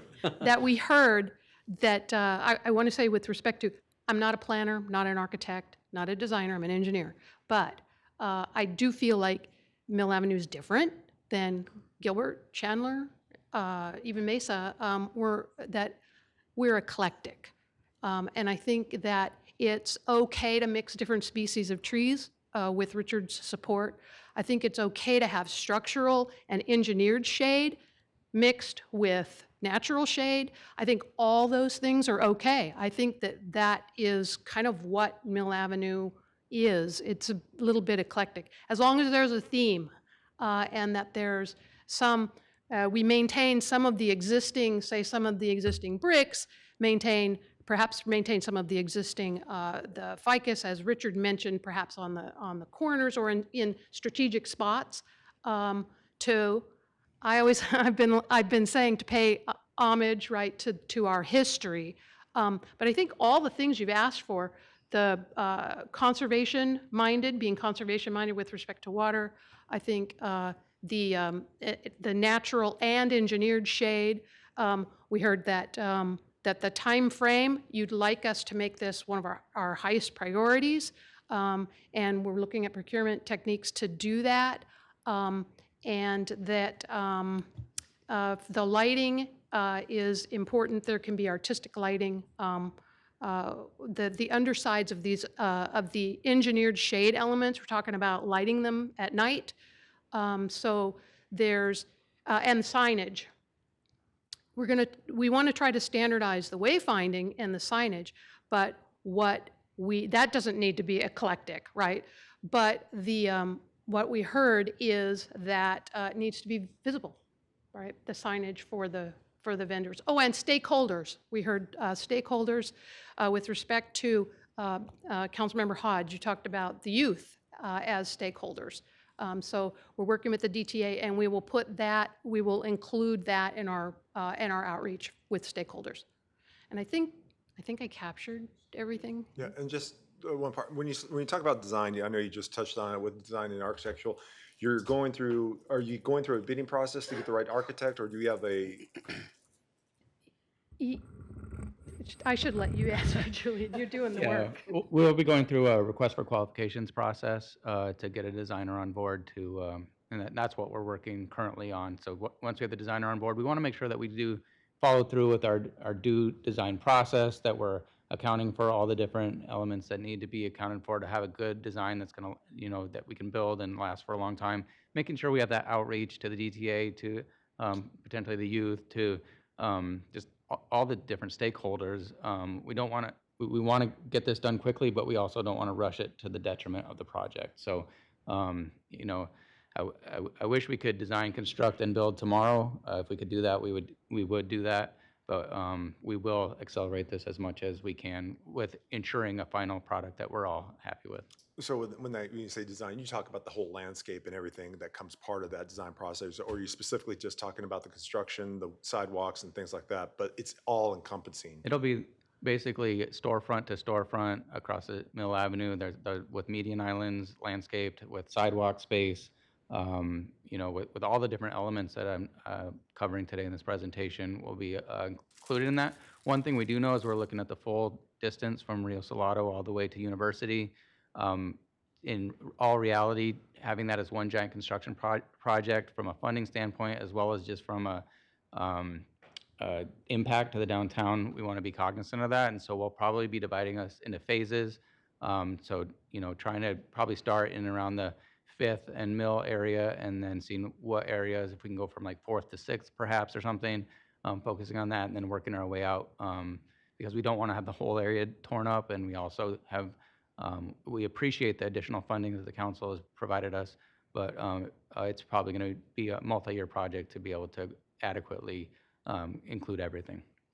No, that's fine. I was just, and thank you for explaining that on the tear up, because that was probably another thing that was just like, how does this phase out, and I think that's probably logical on just trying to do section by section. No, it looks like we'll have another stab at the apple here, because I mean, as we agree and disagree on some things, I think when the design comes up, that's probably when we have the chance to say, we like this, or I like this. Mm-hmm. And then, in addition to that, I'll tell everyone out there that if you want to email me, you can get a free T-shirt. It says "Save the Ficus." Be getting those out. Just use a local T-shirt vendor. That's all I ask. And I know we're in water drought, and I think it's more so we're overpopulated. So we'll be taking a test, and if you show up without a number 2 pencil, you're out. And Mayor and Council, there was a comment too about the box trees, and you'll see a slide where box trees are an option for our safety barriers, which, when they're not acting as safety barriers, can be incorporated into the landscaping.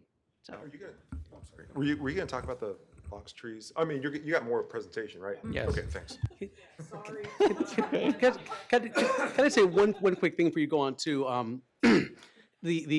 I appreciate, Marilyn, your comment about the infrastructure below the ground, because one of the biggest issues we see is with the irrigation system. And I live downtown, and so we'll see typically this one tree that looks healthy, and then the next one is gone, and we've just sort of shoveled dirt into a hole. Then there's a tree in the next one, And then the next one, there's just a plate that's sort of stapled to the top of the, so clearly the irrigation system, there's something wrong, the infrastructure is aging. And so I agree with you that I wouldn't want to just simply make sort of cosmetic changes to things. We really do need to go, down into the ground and actually fix the foundation to make sure that whatever we're putting on top, we're building it on top of a very steady, stable foundation. So I appreciate you referencing that. All right, I think I'll move on with the presentation. I'll try to move along quickly. So another element is this concept of urban living rooms and street furniture. So creating within the sidewalk areas a place where people want to come and congregate and get food potentially from a business and sit out and eat that in a comfortable environment. And then we've already touched upon wayfinding and signage and the importance of that, and making sure that visitors to our downtown that aren't familiar with the area can find their way to the businesses that they want to, and also for our residents to get in and around the downtown. So that's the end of the Mill Avenue slides. We appreciate all the feedback on that, and this won't be definitely the last time that you hear about that. We do have another project that closely interacts with that project, and that's the 5th Street Streetscape. And I think you're all aware of this. Marilyn did a presentation not too long ago. We got the direction to move ahead with some minor design updates to that existing plan that we had in place.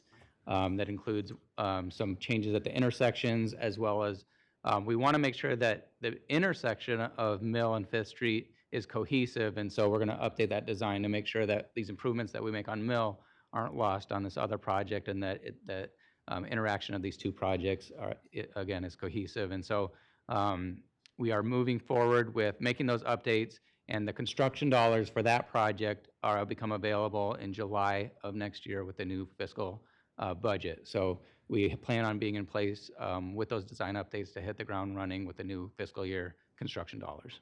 Sounds good. Really quickly, Vice Mayor Adams? Yes, just real quick. I know Tempe Tourism, I'm on the board, and they came up with this really cool map, and like it's interactional, and as far as like find businesses and everything on it. Mm-hmm. And I'm hoping that DTA will put those on the kiosks, because we got the kiosks out there, and that way people, when they're tourists or live here, want to find businesses, you can just do it. And it's like the most cool map, and it's really like 3D, and I think that would be really helpful to incorporate into the downtown. Thank you, Vice Mayor Adams. Yes, Councilmember Keating. To piggyback on Councilmember Adams' suggestion, maybe we can get people to vote on what kind of tree they would like on those kiosks. Oh, yeah, there you go. Stick about that. Good choice. Quick thing too. Julian, you referenced earlier, we're also talking about the replacing the sidewalks as well. That was also part of the overall construction. Mm-hmm. Yeah, that's one of the other things that I sort of see downtown a lot. We do a really good job of cleaning. I mean, it's like when Friday and Saturday nights are going on and people are at restaurants and bars, by the time I wake up in the morning and walk outside, everything's clean. I mean, everything's been picked up and it's wonderful. The problem is just the way the bricks are, unfortunately, though, they never look clean. Mm-hmm. And it's not because they're not being cleaned and power washed constantly. It's just because at this point they've just sort of taken on this sort of dingy exterior. And then a lot of them are cracked or broken, or they're uneven in certain places. And so, no, I really think that, I know you talked about that, but that's also one of the other reasons why I think this project is so important. I mean, I've seen people actually have issues with tripping hazards out there. But just the fact that, I would love something that looks brand new and kind of shiny and interesting and unique to Tempe. But I just think that you can't power wash those bricks in any way, shape, or form to actually make them look lively and bright. They just can't. Councilmember Barr. I don't know. Keeping a little bit of the old, I like that concept. And, I think it's kind of Tempe's history too. So I wouldn't say throw it all out. I think that we can incorporate that. Yeah, I would agree with that. I mean, if there's some way to incorporate some of the the past into what we're doing moving forward. I'm not saying that we have to scrape it all and make sure, no ficus trees, no sidewalks that resemble anything. I mean, I definitely think that Marilyn, you talked about eclectic. I think the downtown is eclectic. I think we're an eclectic city. We're a very diverse council. And I do think that we can, sort of accomplish all of those things, make the downtown kind of downtown Tempe 2.0, but at the same time, as Councilmember Navarro talked about, there is some homage we can pay to, who we are and how we frankly got to this place. I mean, I definitely hear him on that.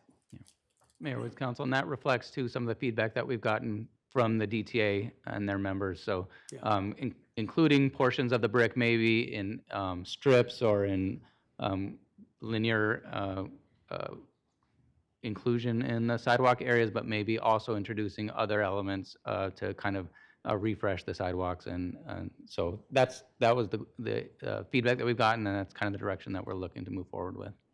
Councilman Barr? Yeah, and just to add on that, I mean, when we talk about the underground maintenance and the ongoing, things that we might have to pull back up, using like a brick or anything that you can remove easily, dig and then get to what you need to do and then replace it, I think that has some value down the road also. However that works out in the plans, you see what I'm saying? Having like vaults or whatever that are dedicated to X, Y, and Z line, but making it easy on us to do our maintenance as needed when it comes to those times of replacing pipes or whatever it may be. Absolutely. Thank you for that feedback. Absolutely. So a few other elements with the Fifth Street project that goes from Farmer to College. We're also looking to incorporate some safety barriers in the downtown for our city infrastructure, which I'll touch upon in the next slides, as well as a public restroom in and near the City Hall to accommodate the needs of our visitors and guests. So again, construction, you can look for this to beginning in the beginning of the next fiscal year when the construction dollars become available. And so that leads us into the facility safety barriers. This is something that's been discussed for some time. We're currently finalizing what the concepts are, and then we'll begin design and include those as part of the streetscapes. The 3 locations that we're looking at are the City Hall building that we're in now, the 525 building off of Mill and 6th, as well as the police courts building. And these are just a couple of renderings of elements that could be included in those. So you can see here, you could have concrete seat walls, you could have lighted bollards, you could have these movable planters, similar to what we have currently over on 6th Street that we've worked with that can be moved for special events to provide barricades, and then moved off onto sidewalks when we need the streets to be open, and then a concrete planter ring that could include permanent vegetation. So just making sure that we're providing adequate safety for the different city facilities in and around the downtown and incorporating that in the designs as we move forward. Councilor Barr. Is this the part where it's like the removable pots for bollards for protection of the street? Is this where we're at? Yeah. Okay. Good job. Is this that part of the program? Is this part? So no, I do appreciate that, and I know you guys tested it out on 6th Street with the plant pots, and I think just so everyone knows again that hasn't been part of this dialogue for 14 years, I appreciate that because it's the presentation of what we do with our events, closing off streets, how that looks, and not using gaudy traffic, barricades. I think it just adds value to what we do in Tempe, different than other cities. And I think that supports how we're doing it, supports those events very well. So I appreciate that. Thank you. Oh, one question. It seems like 7th Street has already dedicated bollards to close off that street. Am I correct on that or wrong? I've hotel. seen something in the roadway, and I'll have to investigate that further because I've seen what appears to be like the metal foundations to be able to accommodate that. To accommodate that, And yeah. so, but And I was going to say accidentally or however the hotel did it. That's fine. That makes sense to me, and I love it. So take credit of it. Mayor and Council, I'll look into that further and provide an update on and maybe in a Friday packet. All right, and finally, this is just a concept that's been discussed numerous times. This is a pedestrian-only phase, also sometimes called a ped scramble. This is at Mill and 5th Street. The concept is that you have certain phases that are open to strictly for pedestrians, and they can cross north, south, east, west, and at diagonals to be able to reach the businesses and areas that they want to. And so we'll be working with our transportation team to analyze this and determine the feasibility of if this makes sense to be incorporated in the downtown. Sounds good. Councilmember Keating? Thank you, Mayor. I love this. I think this would be fantastic. Do you have a timeline on when transportation staff will have a final recommendation? Is this something you're already looking at or telling us now that you're going to start looking at? We haven't kicked off the analysis, but as we've had these discussions about Mill Avenue and Fifth Street, this is the intersection, it is an intersection of those two projects that we want to make sure that we're considering all options, and we just know that this concept has been discussed multiple times, and so we feel like it's the appropriate time. So we haven't began that analysis, but we plan to do it in concert with the other projects that we're designing. Thank you. Thank you, Councilmember Keating. I love it as well. I think it's great. I would love to see that in downtown. And so finally, next steps, just recapping what we just went through in this presentation. This fiscal year, you can expect the Mill Avenue string lights to be replaced, the Festoon Lighting to take shape in the downtown, the design process with the infrastructure improvements along Mill Avenue, trying to expedite that as quickly as possible, but still recognizing going through our design processes and ensuring that we're providing a product ultimately that we can maintain and have for a long time. Fifth Street project will start next summer with construction. We're designing the safety barriers for our city facilities and then analyzing the intersection of Fifth and Mill as part of the other projects. And then the following fiscal year, we can then look for fiscal year, again, construction of Fifth Street, and then beginning the first phase of construction for Mill Avenue. And that concludes our presentation. All right, thank you so much. The only thing I'll say, and I want to turn to my colleagues too, is, and I know we've said this several times. I mean, whatever we can do to accelerate this, I mean, please let us know, or let City Manager Ching know, because I mean it really is critically important. When I look at, we talked about this before, when I look at a lot of the other downtowns, the fact of the matter is we are competing against them. And the challenge sometimes becomes when when any place in your city becomes somewhere where people begin to think that it looks a little run down or it's not up to snuff with other things, the problem is that it many times takes a long time to get people to come back because they just have a certain impression of it. And at some point it's like, you keep saying that's not where we are anymore. That's not, but it takes a long time and a lot of money spent, frankly, on marketing dollars to get people to take a second look at something when they've already made up their mind that this is actually what it is. So I do really think that, and I know people have set it up here, that time is sort of the essence when it comes to this, because I want to make sure that we really do stay competitive when it comes to interesting eclectic retail concepts, different food and beverage concepts that are beginning to show a lot of interest in the downtown. So I really do want to make sure that whatever we can do to kind of get this going as fast as humanly possible, if there's things that we can do up here to help speed that process up, I would ask that you please let us know, because it's critically important. So let me go to Councilmember Garland, then Councilmember Keating. I agree. I'd love to see this moved up. I would like the idea of the refresh Tempe on Mill Avenue, budding. I love the picture of Joel's trees on the street that you have right there in that picture. But I do think that it'd be great, whatever we can do to move this forward, and as fast as possible, because we do have empty storefronts there. And I think in order for us to work really hard and continue to work hard on trying to attract other businesses to go into there, and I think having a really nice downtown and the changes and everything that you're looking at doing, I'm really excited about, because I think that'll make a difference when we're trying to get new businesses to come. And we need that. So thank you. Thank you, Councilmember Garland. Councilmember Keating. Thank you, Mayor. I just kind of wanted to piggyback on what the mayor said. Not only are we in competition with other cities, and there's some debate on whether or not we're winning that competition, we're going to be in competition with the Novus Innovation Corridor real quick here. And, the old horror movie cliche, the calls coming from inside the house.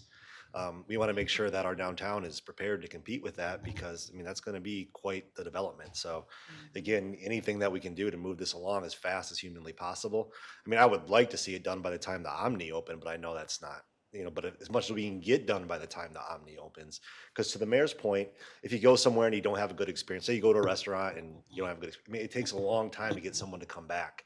And as I said earlier, our downtown is certainly reeling from COVID, and it's starting to recover as we see long shuttered bars and restaurants starting to reopen under different brands, and I think that's fantastic. But yeah, with all deliberate haste, as they say, and again, to the mayor's point, let us know what you need to get that done as fast as possible. Thank you. Thank you, Councilmember Keating. Vice Mayor Adams. Yes, so on this slide, I would like to not see next fiscal year. I would like all of those things done this fiscal year, if at all possible. Speaking of time frame, and then also, if I would like you to think about the flower pot idea. They don't take that much water, and like downtown Chandler has them, and it looks great, and it really pops with color. And I think we need more of that downtown. So thank you. Thank you. Anyone else on council, any further comments or questions? Councilmember Navarro said, when we get the designs back, that's when the fun really begins. good. So I can tear into this that's stuff. when it's time. Who's ready for that? All right. Sounds good. All right. Anything else, Julie and Marilyn, on this item? That's it. Thank you so All right, much. wonderful. Thank you so much, and thank you, Richard, as well. Appreciate it. All right, next up, item 3C, Tempe Adaptive Streets Implementation Design Guide. With that, I'm going to bring up Bonnie Richardson.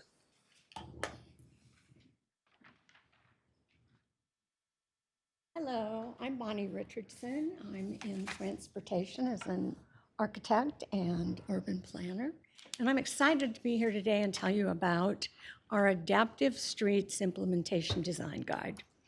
And I know there were a lot of things in your package in addition to just the memo, so it's a lot to get through, but there's a lot of interest in this, and I can't wait to show it to you. If I can, we're using this one, there we go. Okay, quality of life. And in this instance too, we picked the two that we most fit into, but oftentimes the way we're developing our projects, they fit into more goals than we have time to talk about. But transportation system satisfaction is important, and particularly the 20-minute city. So for today, I'm going to give you a little bit of history about how we came to this project and the purpose. I'm going to show you a number of photos so that you can see some examples that other cities have done. And then we'll talk about the implementation guide itself and next steps. So here's a little about the background. On the left, you see 3 examples of things that we've done in Tempe. At the time, we didn't call them adaptive streets, but we were doing some interesting things. For those of you who might not know, that lower left photo of the folks sitting is actually one of our haul-off trash trailers that was rebuilt and reused to be able to put in seating, and those 2 green trees behind them, there's a planter. So we were attempting to provide seating and shade on wheels, and we could then move it from location to location. Yeah, so that we did a few years back, and they're actually getting repainted and repurposed again. On the right, what you see, and this may be a little hard to understand, but on the left you have an aerial from 2016, and that little yellow arrow points to each of the 4 corners were painted out with just gray paint by our streets team. What we were trying to do is narrow the crossing so that the pedestrians can be seen more easily and the crossing shorter. On the right-hand side, you can see at the bottom, those 2 new constructions with the high-rise buildings went forward, and they actually built the infrastructure to then make that street more narrow. So in a lot of times when you have something that you use on a temporary basis, it can turn into permanent infrastructure. And keep in mind the north side, because we're going to be very quickly doing a new project as a demonstration on adaptive streets. So this is happening all within the right-of-way, and you're probably not used to seeing much happening in the right-of-way. So we're really reaching out in a new way to utilize the open space that we have. It's important to remember that these designs are temporary, and the idea is to have something we can implement quickly so that residents, the community isn't waiting 3 years to get through a CIP process to perhaps do something to improve their neighborhood. It uses some or all of the right-of-way, and this is important. It's location specific, and in response to a community need. So we have this program in place for when the residents or businesses come to us and say, what can we do? As you'll see in the next slides, this started out during the pandemic, and everybody wanted a way to be able to use the streets. So now we're preparing something we can use in a lot of ways. It's important to know what it's not. We are not permanently changing anything, although some good ideas might turn into permanent ideas. We are making sure that our safety and accessibility and ADA compliance is intact. And it's not a replacement for other city programs. So we work with engineering and transportation to recognize there are some programs already set to handle traffic mitigation. This program is separate and again, temporary. So as I mentioned, our Transportation Commission actually looked to staff and said, how can we assist with social distancing in response to COVID? So they asked us to take a look at this and see what can we do? How do we shift it? What we tried to do this more quickly, and I know you're all saying, well, let's do things quickly, but in Tempe, we usually go out and get a lot of feedback on things. So fortunately, the pandemic has passed us this time, and we'll be prepared if anything else comes up. There were local governments, though, that did respond quickly, particularly in busy cities like New York City, LA. Here you can see some of the things that were done in other cities, programs to really put activities in the street, expand local restaurants, and we did a little of this to be able to use some of the street area, provide more expansive room for customers. This project started last fall in September. We first, on the lower portion, you can see the stakeholder input. It was important for us to have a city focus group starting out. So we looked at a lot of different departments, invited their comments of whether or not this was something we could actually accomplish. Then we took that to a neighborhood and business focus group in November. On top, you can see the public input.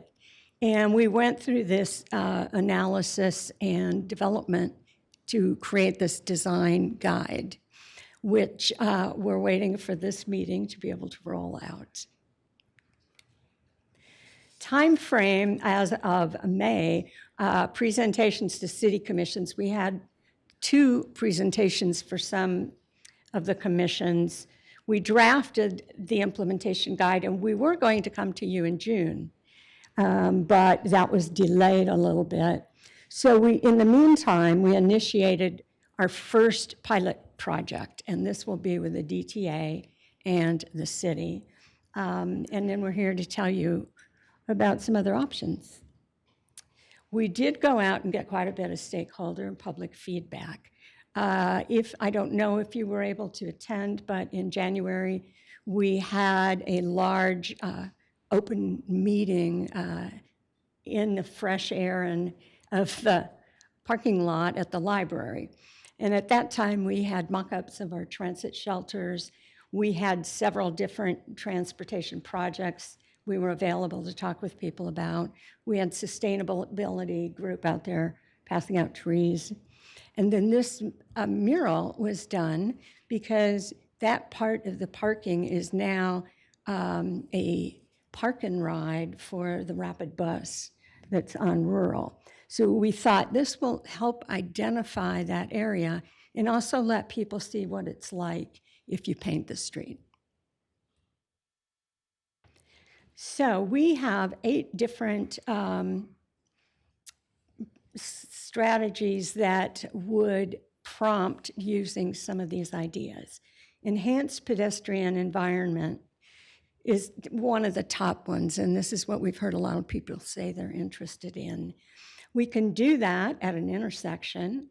by putting in temporary curb extensions. On the left, you'll see it's not just paint, but they have trees and planters, benches to sit on, and they do have vertical sticks to be able to further identify that this is not the place for cars, this is a place for people. Many cities are doing painted crosswalks. Particularly, they look at how they can do that in areas where you might have a city park or schools. Quickly, Bonnie, Vice Mayor Adams had a question. Hi, Bonnie. I love the painted sidewalks or and crossings. I think they look really nice, and I think I'm talking about more color in downtown, and I think that would give us additional color that we need. So Thanks. that is really lovely. Thank you. You know, we had to be very careful that we were meeting guidelines for safety in the street. So we're very aware of that need. But in addition to that, I think these tend to draw attention so people do know that people are crossing here. On the right, they did some artwork where you're actually just painting this sidewalk. Councilman Garwood? I was going to say, so I was at your event at the library, and that was a lot of fun there. I could not believe how many people were there. And that drawing, that artwork is still there and it looks great. Yeah. But my question is, in your paperwork, you said that artwork or that goes across the street it has to be for 40 miles per hour or less. I know some of the people that were there, they were telling you guys and some other people that were there that they were interested in having it on other streets like rural and southern or the bigger streets. So you're saying that artwork can't be done there because it causes too much of a distraction? That's how we feel right now. And of course, we work with our traffic engineer, and she has to make the final decision on are we creating something that's safe or will this be too distracting? But again, we're taking small steps. If we find it can work in some areas where maybe the traffic is a little bit slower, we can try it. Okay, I just ran into a number of people that were just saying, oh, we'd love to have this right over there by the library. And right. So, but reading through your documents, it says you can't do that, but thank you. Yeah. Thank you. Councilmember Navarro. Thank you. No, these are great pictures to show us, examples of. When we talk about the curb extensions, sometimes it might give me a pause just on where that could be at. If we're talking downtown, if that's going to create more of a congestion or within that area. You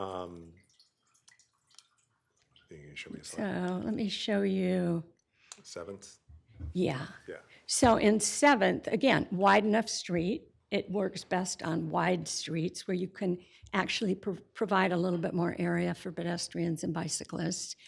But actually, it makes the crossing safer when you can put some of those bulb outs, especially for people who have difficulty walking or kids. You're not in traffic. You're not interacting with the automobile so much. No, perfect example. So I can, with your far right picture of 2022, I could probably see on the top north corner would be the area you'd probably, I see that. So actually, that's where we're going to do our first project is on those two corners. And we are going to work, DTA has been very interested in this idea. So we're working with them to do something that will allow you to see it in person, in the flesh, and then we can take it from there on the interest. So with that said, how often, once it's painted down, how often do we have to go back and retouch it? Because I know the weather in Arizona and stuff and the cars going over it, we don't have the luxury of some other cities where it gets rained on and cleaned on, right? So to speak. So. Right. Well, we looked at that, and we wanted to be sure that we aren't going to leave something until it's a bit shabby and tattered and looks like we're not taking pride in our community. At the same time, this is a project that's available for citizens to take advantage of, or businesses or nonprofits, but the city isn't going out and doing it. So we don't have a budget for it, at least at this time we don't. Our grant was to prepare this program. When an applicant comes in and we review the process, we ask them, is your community interested in maintaining this or not? Because we want you to know that it will disappear after it gets faded. We think they'll last about 5 years, maybe 6, depends on how much traffic, and it's pretty low cost in the big picture for working. And I've seen in other cities that it provides really great community building and community interaction. So. Yep, Councilmember Garwood. Hi, thank you, Mayor. One of the other things in looking at this picture reminded me, I ran into one of my neighbors at this event that you had at the library, and she was speaking to somebody about the bus stops and the pictures that were behind it. And she said that she spoke to somebody that said, because I live in an equestrian community, that there's a possibility that the bus stop, when this gets designed, if we would have it by our neighborhood, could put horses in that picture behind it. Is that still something that you guys will be letting people know that that's a possibility? We will, as soon as we start rolling them out. It's a panel that will be built with the shelter, so we will take a shelter and put out at a location. But neighbors, anyone who's interested in that area can decide what they'd like to do with one of those side panels. So a lot of that is, you've seen some even on the streetcar, how they've done these kind of punctured pictures or other things. We had to limit it to being something done with metal because the wear and tear that we have on our shelters. But that's definitely available, and there are a lot of things you could do creatively to enhance those bus shelters. Sounds good. Thank you. Okay. Yes, I think that would be helpful, Bonnie. Like that every neighborhood, and maybe Shauna Warner can help with reaching out to the different neighborhoods throughout the city. But if they want to have something unique for their neighborhood, I think that would be really cool. So, because Tempe is so diverse, so, depending on the neighborhood, they can vote on what they want on those bus shelters. So I'd really encourage it. We would have our public art people also involved in that process. But yeah, even a neighborhood that might have 2 or 3 stops, they may want that to hide some identity of the neighborhood, and they could do something like that. Very good, thank you. So here's another need for more space to bike. On the left, you see we want to provide places for people to park when we have large events. That's something that's mobile. In the middle, these are temporary shared open streets. So you don't always have to close a street to traffic. You can share it with the automobile as long as you are slowing it down. This was done a lot during the pandemic in a lot of cities. But I also want to point out this pedestrian and cycle zone. Temporary can mean certain times of day, certain times of the week, even certain seasons. So when we say we're doing this as a temporary strategy, it doesn't have a fixed time frame to it. We work through that when someone comes to us with a design. And then alternative curbside use, movable bollards and paint. You can do a lot with a bike lane in calling out the culture of an area. Okay, this goes back to need for enhanced environments, I'd say for transit riders, but also for pedestrians. So we are talking about heat usually and how we make it better for people to walk to bus shelters and around town. So we might have a temporary shade developed that could go out and be put in, in May and taken down in October. Again, I'm just showing examples, but we can really come up with some interesting designs, I think. Decorating transit stops. On the right is something that would only be implemented with our transit division and metro, but there has been talk over the years about a bus lane only, perhaps on Scottsdale Rural for rapid bus. If we look at that as an adaptive street strategy, we might decide to go out and try it for a month. And we would be able to share part of that street with a rapid bus. I don't want you to worry that we're going out and doing that tomorrow. It's just something for you to think about. Okay, outdoor business and community use, and this hits high on a lot of people's interest. Left side, they took out more area from the curb to have dining and events. This one is near a park, and it served the park. Again, in the middle are two structures that we did here in town. The bottom one, that shade structure, is also something where you can provide temporary shade and seating for events and alternative curbside. You know, we've got a lot of orange kind of beat up barriers when we're doing work in the streets or in neighborhoods. It's possible that we can do some barriers that are even have some design to them so neighborhoods feel like they're not in a congested redevelopment zone. Placemaking, and this is a real value to this idea. It can be placemaking where you just do something small on the sidewalk. My favorite is the painted roadway in the middle, a cul-de-sac called a dead end. It was just a lot of black asphalt. They painted it with the help of an artist. The fish are swimming around to tell you how to get to across the street, and you still have parking there, but it can be something that's also beautiful. Implementation process. So this is an internal city process by fielding the street applications when people are interested in doing something. It's going to be handled through our traffic and transportation department. We will have a design review process, which was itemized in the literature I gave you.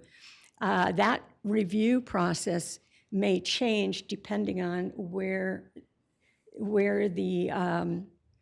it's going to be implemented. So we might have to have a police person or a fire person on that panel sometimes to be sure we're doing it safely. We will have someone from public art. We are asking people to select an artist off their public art list so that that artist can bring their experience and art knowledge and work with community to be able to do a design. Yes, Councilmember Garland. Thank you, Vice Mayor. So the list that you have of the artists, how does somebody get on that list? Because we have so many great artists in Tempe. How do we get somebody on that list so that they can take part in this? Well, that is part of our public art process, and they do have criteria for how much art they've done. A lot of our local artists actually are on that list. For instance, the woman who did that painting out in the library. So you can, I don't have all the answers to that question, but I think there are approximately 100 people on that list. Now, not all of them are going to want to paint a mural in the street. So there are going to be some folks, we may narrow that down to people who have an interest in doing this type of work and are good with working with community. So the public, Really quick, Councilmember Hodge? Yes. I just have one quick suggestion. I know we have artists, and you said about 100. Is there any way that we can do something, because I'm going to drill it down for youth all the time, that we can do something with our high schools, maybe put something out there that they do a competition so they can be one of the youth artists on it too. Absolutely, absolutely. And I have a great YouTube video of how kids worked with their parents, and it was very joyful. They had the music going, and they were very proud of it when they got done. So certainly we can. Yeah. So the public process is they need to know how to use the design guide. They need to follow through the process.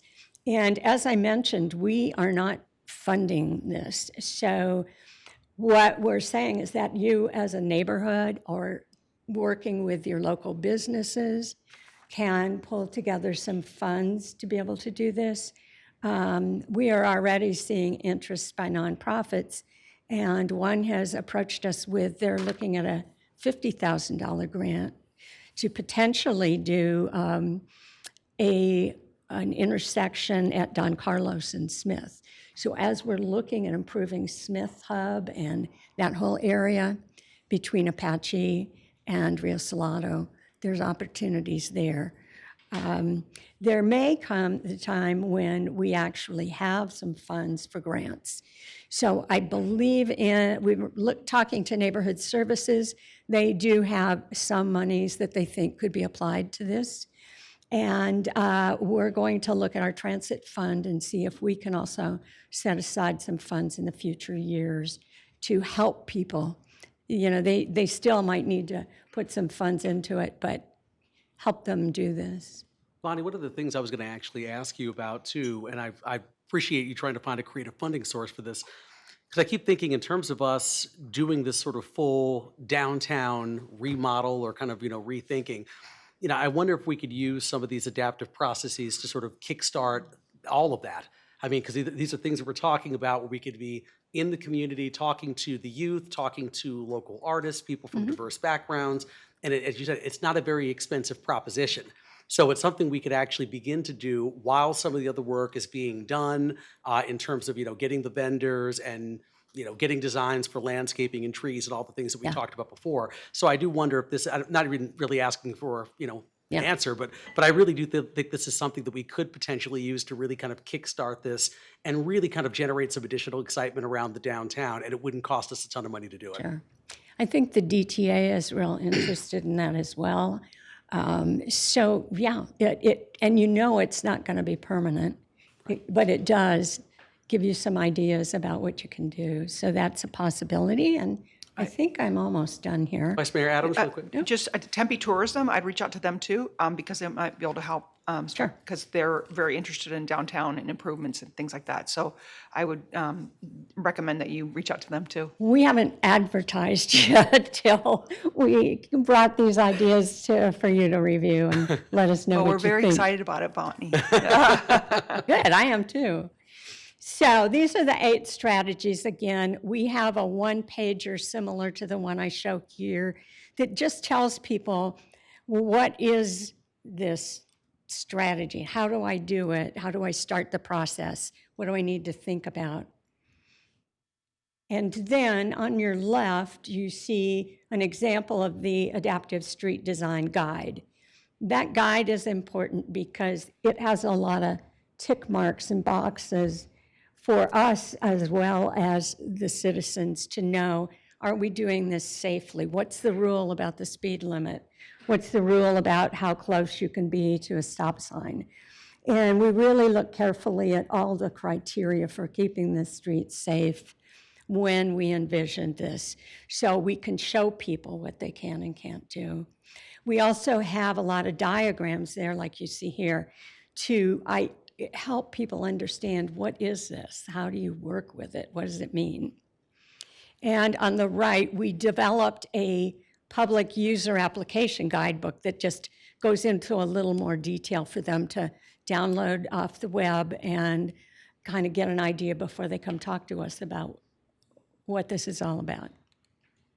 So with questions, you can see that event at the library became something of a little party. So I think neighborhoods can perhaps collect, maybe do their meetings or whatever, if they've got an area that they feel they can do something like this. So happy to answer questions and take comments. Thank you, Bonnie. Great presentation. Vice Mayor Adams. Just a quick comment. Did you do the tile, or were you responsible for the tile? It's north of 3rd Street on the east side of the street. It's like by the Mission Palms, that wall out there. the wall. It's all been tiled. It's actually painted. Oh, it's painted. It looks great. That's the same artist that did this project, and DTA hired her to do that. Okay, I saw it last night for the first time, and I was like, that is just beautiful. So again, keep her around. It's not going to last forever unless you take care of it and repaint it, but it's one of the easiest ways to have a big impact in an area. So really improved it. And Bonnie, great presentation. We've known each other a long time, and it's good to see you again, and just good job. Keep up the great work. Thank you. Thank you, Vice Mayor Adams. Any other council members' comments or questions? No. No? Well, Great job, good. Bonnie. Thank you. This is great. It's exciting. Thank you. All right. Next up here is item 3D, Refresh Tempe update, and I will bring up Nikki Ripley, our Communications Media Relations Manager. Alan, I see Mark Day as well. There must be some money involved in this, so. And Dr. Stephanie Dietrich as well.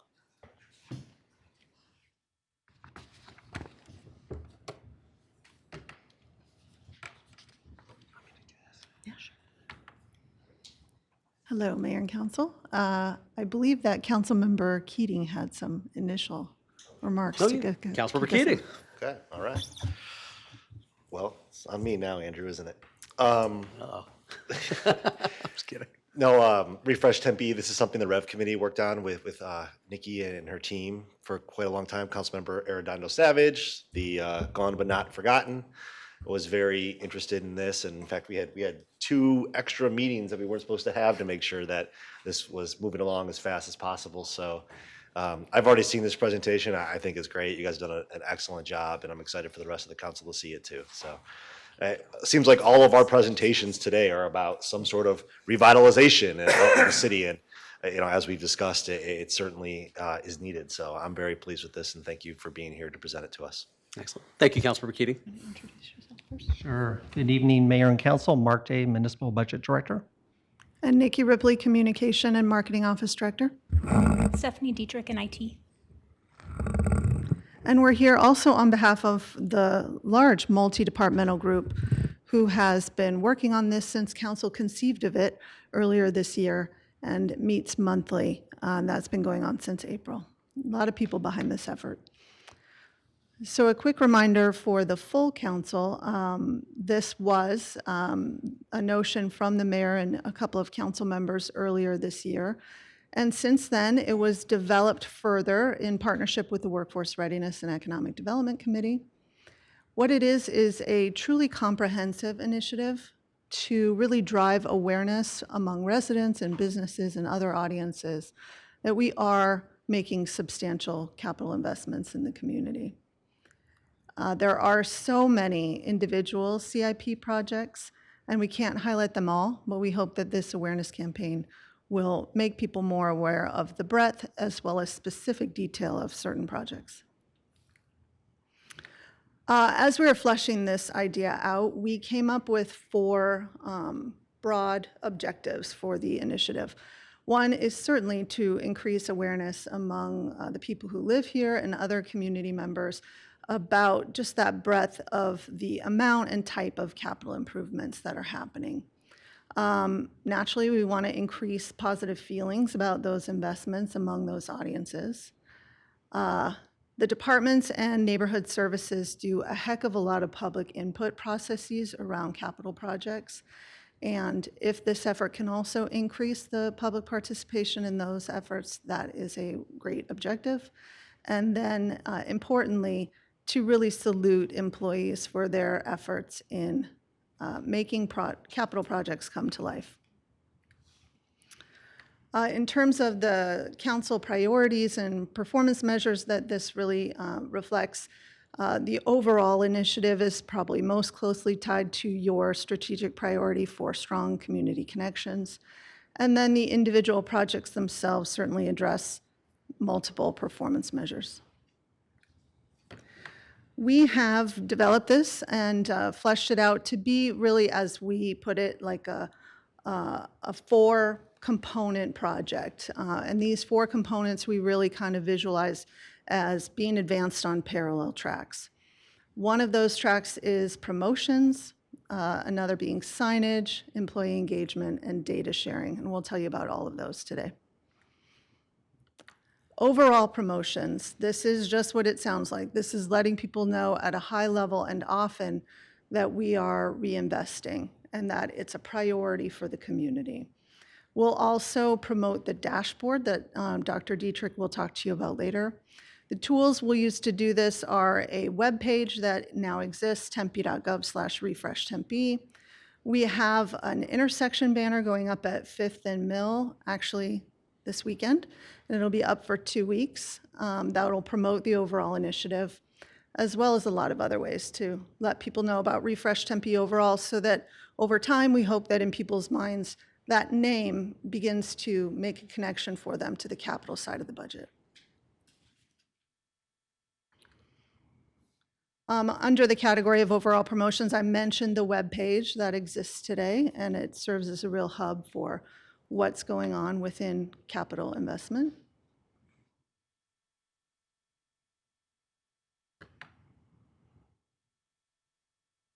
I didn't know I was going to do that. One more. And then at the top here, you're seeing the design of that intersection banner that'll be going up this weekend. Okay, in addition to the overall promotions, each year we're going to highlight 10 to 15 signature projects for an enhanced level of promotion, and we're going to cover what that means in a few slides. So the current adopted CIP has 198 projects totaling over $461 million scheduled over the next 2 years. So we had quite a task trying to figure out what would be the signature projects. So we utilized criteria for our initial prioritization, and then we did some fine tuning to make sure we represented various geographical areas of the city, different types of projects. So for example, we're not always doing street pavements. We're looking at facilities, parks, those type of things. And one of the, from the committee, one of the things they wanted to ensure was that construction would begin this fiscal year. So we wouldn't want to highlight a project that may be delayed or would start in a couple years. So the criteria that we used, top community priorities based on the online forum results from the budget process, as well as the community and business survey results. The council priorities via the START tool process. Like I mentioned, whether we'd have completed or significant progress in fiscal year 23 or possibly 24. Looking at equity and inclusion elements, if a project covered a large geographical area or populations, and whether it aligned to other key initiatives such as Vision Zero, PQI, and sustainability. We also looked at data to help us with this, and so here's an example. This is from the community survey, satisfaction with neighborhood streets, and you can see the results. On the right there is the planned projects for 22, 23, and 23, 24 as they relate to planned road resurfacing. So we try to align those two to find projects that would be in 22, 23 or 23, 24 where we had lower satisfaction. And then this is the same information, but it's populated with where people responded. So drum roll, this is the 11 signature projects for this fiscal year, and they're represented here on the map. So number one is right-of-way landscaping on Rio Salado Parkway. Number two is also right-of-way landscaping on 5th Street. Then we get into our residential street repavement. So number three is the Optimus Park area. Number four encompasses quite a few neighborhoods from Kyrene to Rural Road. Number five is Victory Acres area, residential street repavement. Number six is the Alameda Drive Bicycle and Pedestrian Streetscape. And then as Julian had mentioned, and Marilyn, number 7 and number 8 were the downtown lighting, the Festoon Lighting, as well as the Mill Avenue Bridge lighting. Number 9 is the Clark Park pool amenities in the park. Number 10 is Fire Station number 2, so we have a facility in there. And then number 11 is quite a large project encompassing quite a large number of neighborhoods, the North Tempe Waterline Replacement Project. So a little more on the promotions of those signature projects. During any given fiscal year, we will do essentially the list of tactics that you see here for every one of those projects. Some will get more than others based on the nature of them. They'll get more media attention, say, than others will, but they'll each get some love during the course of a fiscal year. Signage is one of those big parallel tracks of this initiative. We have a signage plan that is nearly finished. At the back of the room, you'll see a mock-up of a construction sign with, at the bottom, the Refresh Tempe tie-in. These are not the real thing. The real thing will be metal, obviously. But this is a mock-up for what some construction signs could look like, so that when we require contractors to put out roadside signage for various projects, there'll be an obvious tie-in to Refresh Tempe. I want to thank Keith for the repositioning of the sign in the back. I had to point that out because I was because it was actually kind of funny, Nikki, when the way it was positioned, I couldn't see the refresh at the bottom, but I was kind of like, why is that sign here? Like, is this like a gag? Is someone playing a joke on us? So, but now I get it. So, Is that me? Yeah. Oh, yeah. Sure. Go ahead. No worries. One of the things, elements that the committee gave strong opinion about was the inclusion of employees in this initiative. So one of the key components is employee engagement. Employees play a key part in delivering all of the hundreds of capital projects in the CIP program, and we want to celebrate employee involvement. So employee efforts are encouraged, celebration of employee efforts are encouraged for all projects and from all contributors. So we wanted to decentralize this so it's not such a formal program, so anyone in any department can take the initiative to celebrate employees, and we will provide them the resources to do that. And as you can see on the screen, the celebrations will vary depending on the project. Some are more formal, as I mentioned, ribbon cutting, signs, refreshments.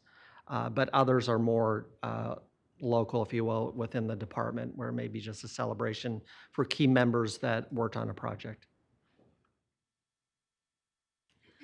One of the things that we thought would be really important is providing more information in kind of a narrative way, focusing on the data that we know about the project and a couple different approaches.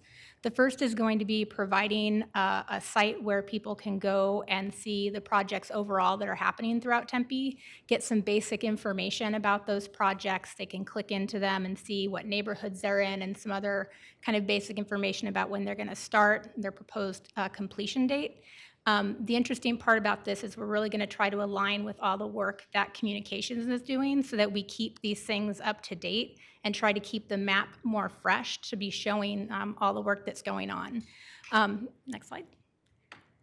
The place where we're actually going to be doing a lot of the updates and really hopefully bringing people in to feel like they're engaging with the project are going to be more in-depth story maps for each of the key 11 projects. And what those will include is to start an initial overview of the project, some key information like on pavement, talking about the PQI of the current locations, reasons for the project, the departments and department contacts so that people can understand what's going to be happening.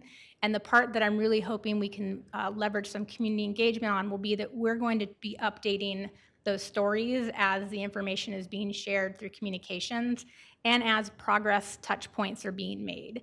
And so, some of the exciting things we'll be able to put, like if they hit, finish a phase of the project, that we can update that there, put pictures as things are happening. So as they're being shared out through other communications channels, we can bring that here as well. And just providing some of those more impactful things that will help people relate. We're seeing all this work going on. We're seeing streets being closed. Here are all these cool things that we're getting out of it. And then the fun part on the employee engagement side is that when it's finished, trying to actually bring that celebration of the work that the employees have done out into that narrative to be out there that everybody can experience. Okay, just some next steps and updates. As Nikki mentioned, we do have a multi-departmental work group that meets monthly to make sure this initiative moves forward. We are designating project sponsors within each department so that they can make sure all steps of this are initiated with their CIP projects. We've begun conversations with external partnerships, including DTA, the Chamber, Tourism, and ASU, to promote this message with them and see how they can help us reach their audiences. We'll continue with the implementation of the program. And then lastly, we're exploring ways to measure if we're successful. How can we evaluate, is this program doing what we want it to accomplish? And if not, how can we tweak it to make it even more effective? And with that, the three of us would welcome any questions or comments. Sounds good. I appreciate it. I will concur with Councilmember Keating. Great presentation, so Yep, wonderful. nice. Let me go to Councilmember Garland, then Councilmember Hodge. All right, thank you. I love this. I got so excited when I was going through all this paperwork for you for this presentation. I absolutely love that you're going to be recognizing our employees all in various ways with this project. I think it's really important for them to be able to know that, for us to be able to see them in this project. So thank you so very much for doing that. And so a couple questions. So can there be a booth or information provided to residents at the GAIN kickoff that we have? Because it's a great opportunity to have all these neighborhoods leaders together. It would be great to be able to have something like that. That's the first question.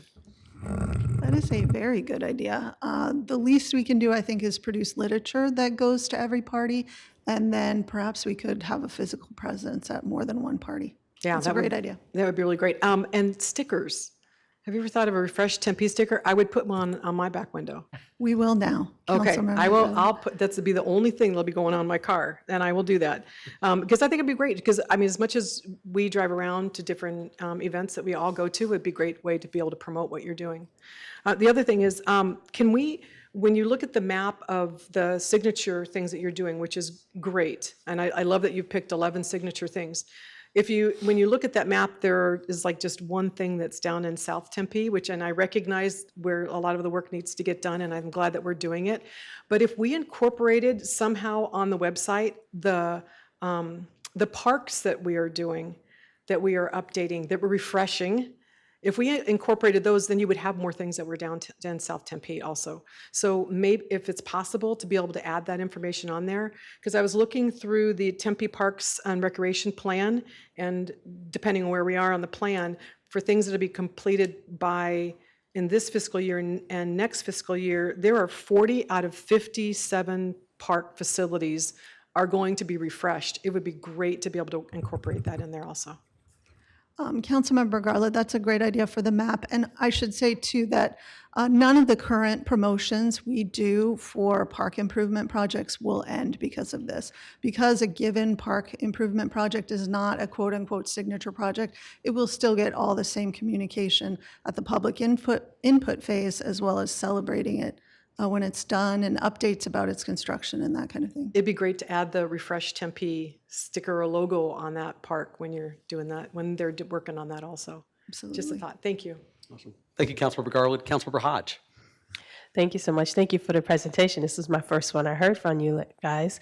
I just want to say thank you, and that I am now going to be taking former Councilmember Arredano's spot on there. So I look forward to working with you. Thank you, Councilmember. Thank you so much. Vice Mayor Adams. Yes, I love the employee inclusion. I think that's been missing for a long time. So thank you for letting the employees participate in it. They're real moves such knowledge with our employees. So I like it that we're gonna do that. Also, this is a great presentation, and it came up at the retreat too. I think we need one person for marketing, because this is all really, a lot of it's about marketing. And I think it would be, I don't think that, Nikki, I think that's too much to put on your plate, that's your, but if we had one person that focused on marketing, and they could meet with Tempe Tourism, they could meet with, DTA, they could meet with all of these people and really push out, because I think we need to do better in the marketing department. I see that as one of our areas that we need to improve.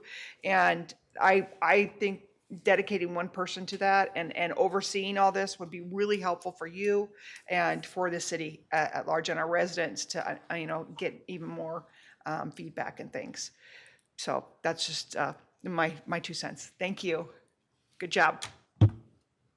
Thank you very much. Anyone else? Comments, questions? I was just going to say how much I appreciate the presentation. It's great. And I think the really important thing about it is, there are a couple of projects here that kind of talk about the downtown, but one of the biggest things that we've all dealt with over the years, for those of us who've been on council for quite some time, is there's like a perception sometimes that there's a lot of emphasis and focus on the downtown and the lake, and there's not a lot of focus on the rest of the city, which we all know isn't true. The reality is, for anyone watching, there is plenty of money spent every year on capital projects in every single square inch of this community. Maybe there are some areas that we haven't done as great of a job on, but for the most part, we cover all 42 square miles very effectively. And so I think it's really critically important to begin talking about that and promoting it, because I think that kind of gets at some of the concern that people have had for years. And especially I think it's really important given that we had the downtown presentation earlier in the evening. So people see that we are talking about investing in our downtown. It's a place that generates a lot of money when it comes to tourism dollars and a lot of sales taxes due to all the businesses. So it is important that we actually find a way to make sure, as we talked about earlier, we're keeping up with the Joneses. But at the same time, telling people that they're going to see projects, taking place in their own neighborhoods and on major sort of, intersections and roads that they drive on a consistent basis every day, where they're going to begin to see the signage, and it will begin to combat that sort of perception that, well, all the mayor and council care about is downtown. It's far from true. The matter of fact, council members on this council live in every part of this community, and we all care about it equally.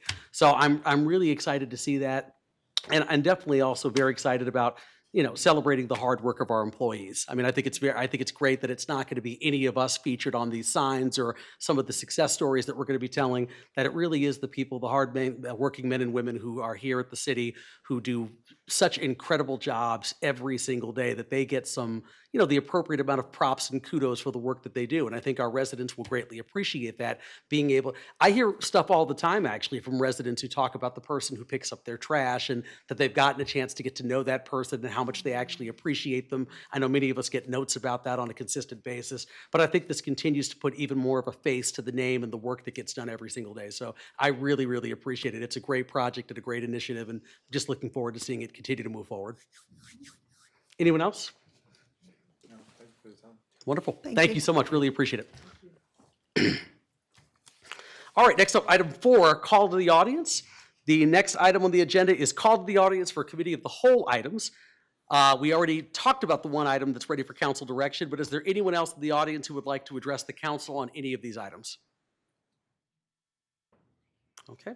Seeing none, I'll move forward to item number 6, which is future agenda items. Does anyone have any future issue review session items they'd like to have added to a future agenda? Councilmember Navarro. He's such a gentleman. He is. So we have, when we look at developments that come into the community, there's some specific coding or way that they look at how many parking spaces has to be allotted for that location or that building. I was wondering, is there a possibility to look at if we could do the same thing with that percentage to see how many we would love to be able to have as EV parking spaces? I mean, I don't know how all that works or who that would go to, but just to be able to say that if somebody comes in and they're going to have 300 parking spaces, that we would like to see them have, 5%, 10% of those parking spaces be EV spaces. Can we do that? I guess I'll look to the city manager and get his thoughts. Yep. Taking notes right now, and we're happy to bring that presentation back. We'll add that to the list of pending presentations. Thank you. Thank you. Thank you, Joel. Thank you, Mayor. Wonderful. Thank you so much. Councilmember DeVar. Thank you, Mayor. 2 things. I noticed during the when college comes in and out, and we have a rotation of rentals, especially in the residential communities, our alleys are getting more clogged up with furniture throughout the alleys in certain areas. I would have to say everything above the 60. My question would be, is there something we can get on terms of a presentation on our bulk pickup and during what months, and maybe when that, and working with ASU, maybe that is one of those things where we can kind of coordinate some more pickups during that area and during those locations. I live right in that neighborhood, and I get an earful of residents coming after me with, hey, what are you going to do about this stuff? And so great, it was done today. It was appreciative. So the alleys did look great today, but in regards to future, I know that not every alleyway is getting that pickup, depending on their location. So that'd be great. And then the second one would be, I know we talked about this in the past, but we talk about lake safety and what does that future of that look like for the lake, utilizing either PD fire or even just EMTs that are lifeguard certified in and around the lake. As we start getting built up with our residential and our activity on the lake, I think it's one of those things that we need to start looking ahead on what does that take to fund that, staff that, and also house those entities. And I think that would be good for our residents and for us to explore that. Sounds good. Thank you, Councilmember Navarro. Councilmember Hodge. I just want to piggyback on what you said and even go even in depth and make sure that all the safety's around there, because I was on myself and Vice Mayor was on the lake, and we saw that there was a lot of places that there was no lights. We couldn't see things. So I just would like to see the full safety of it on the lake too, because it's a big concern for me. Thank you so much. I agree. Any other council members, any future agenda items? All right, hearing none. I'm going to move forward to item number 7, announcements for the mayor and/or city manager. I don't have any announcements this evening, Mr. City Manager. Thanks, Mr. Mayor, members of council. We're going to do a much more in-depth presentation at our next regular council meeting, but since he's sitting here in the audience, I do want to recognize our friend and colleague, Mark Wittenberg, who is going to be retiring from the city after how many? 30 years with the city of Tempe in September. Like I said, we'll have more to go, but he's here right now, and I couldn't ignore him by looking out there into the audience. So we want to wish him nothing but the best in his retirement and thank him for his many years of dedicated service to the city of Tempe. Thank you.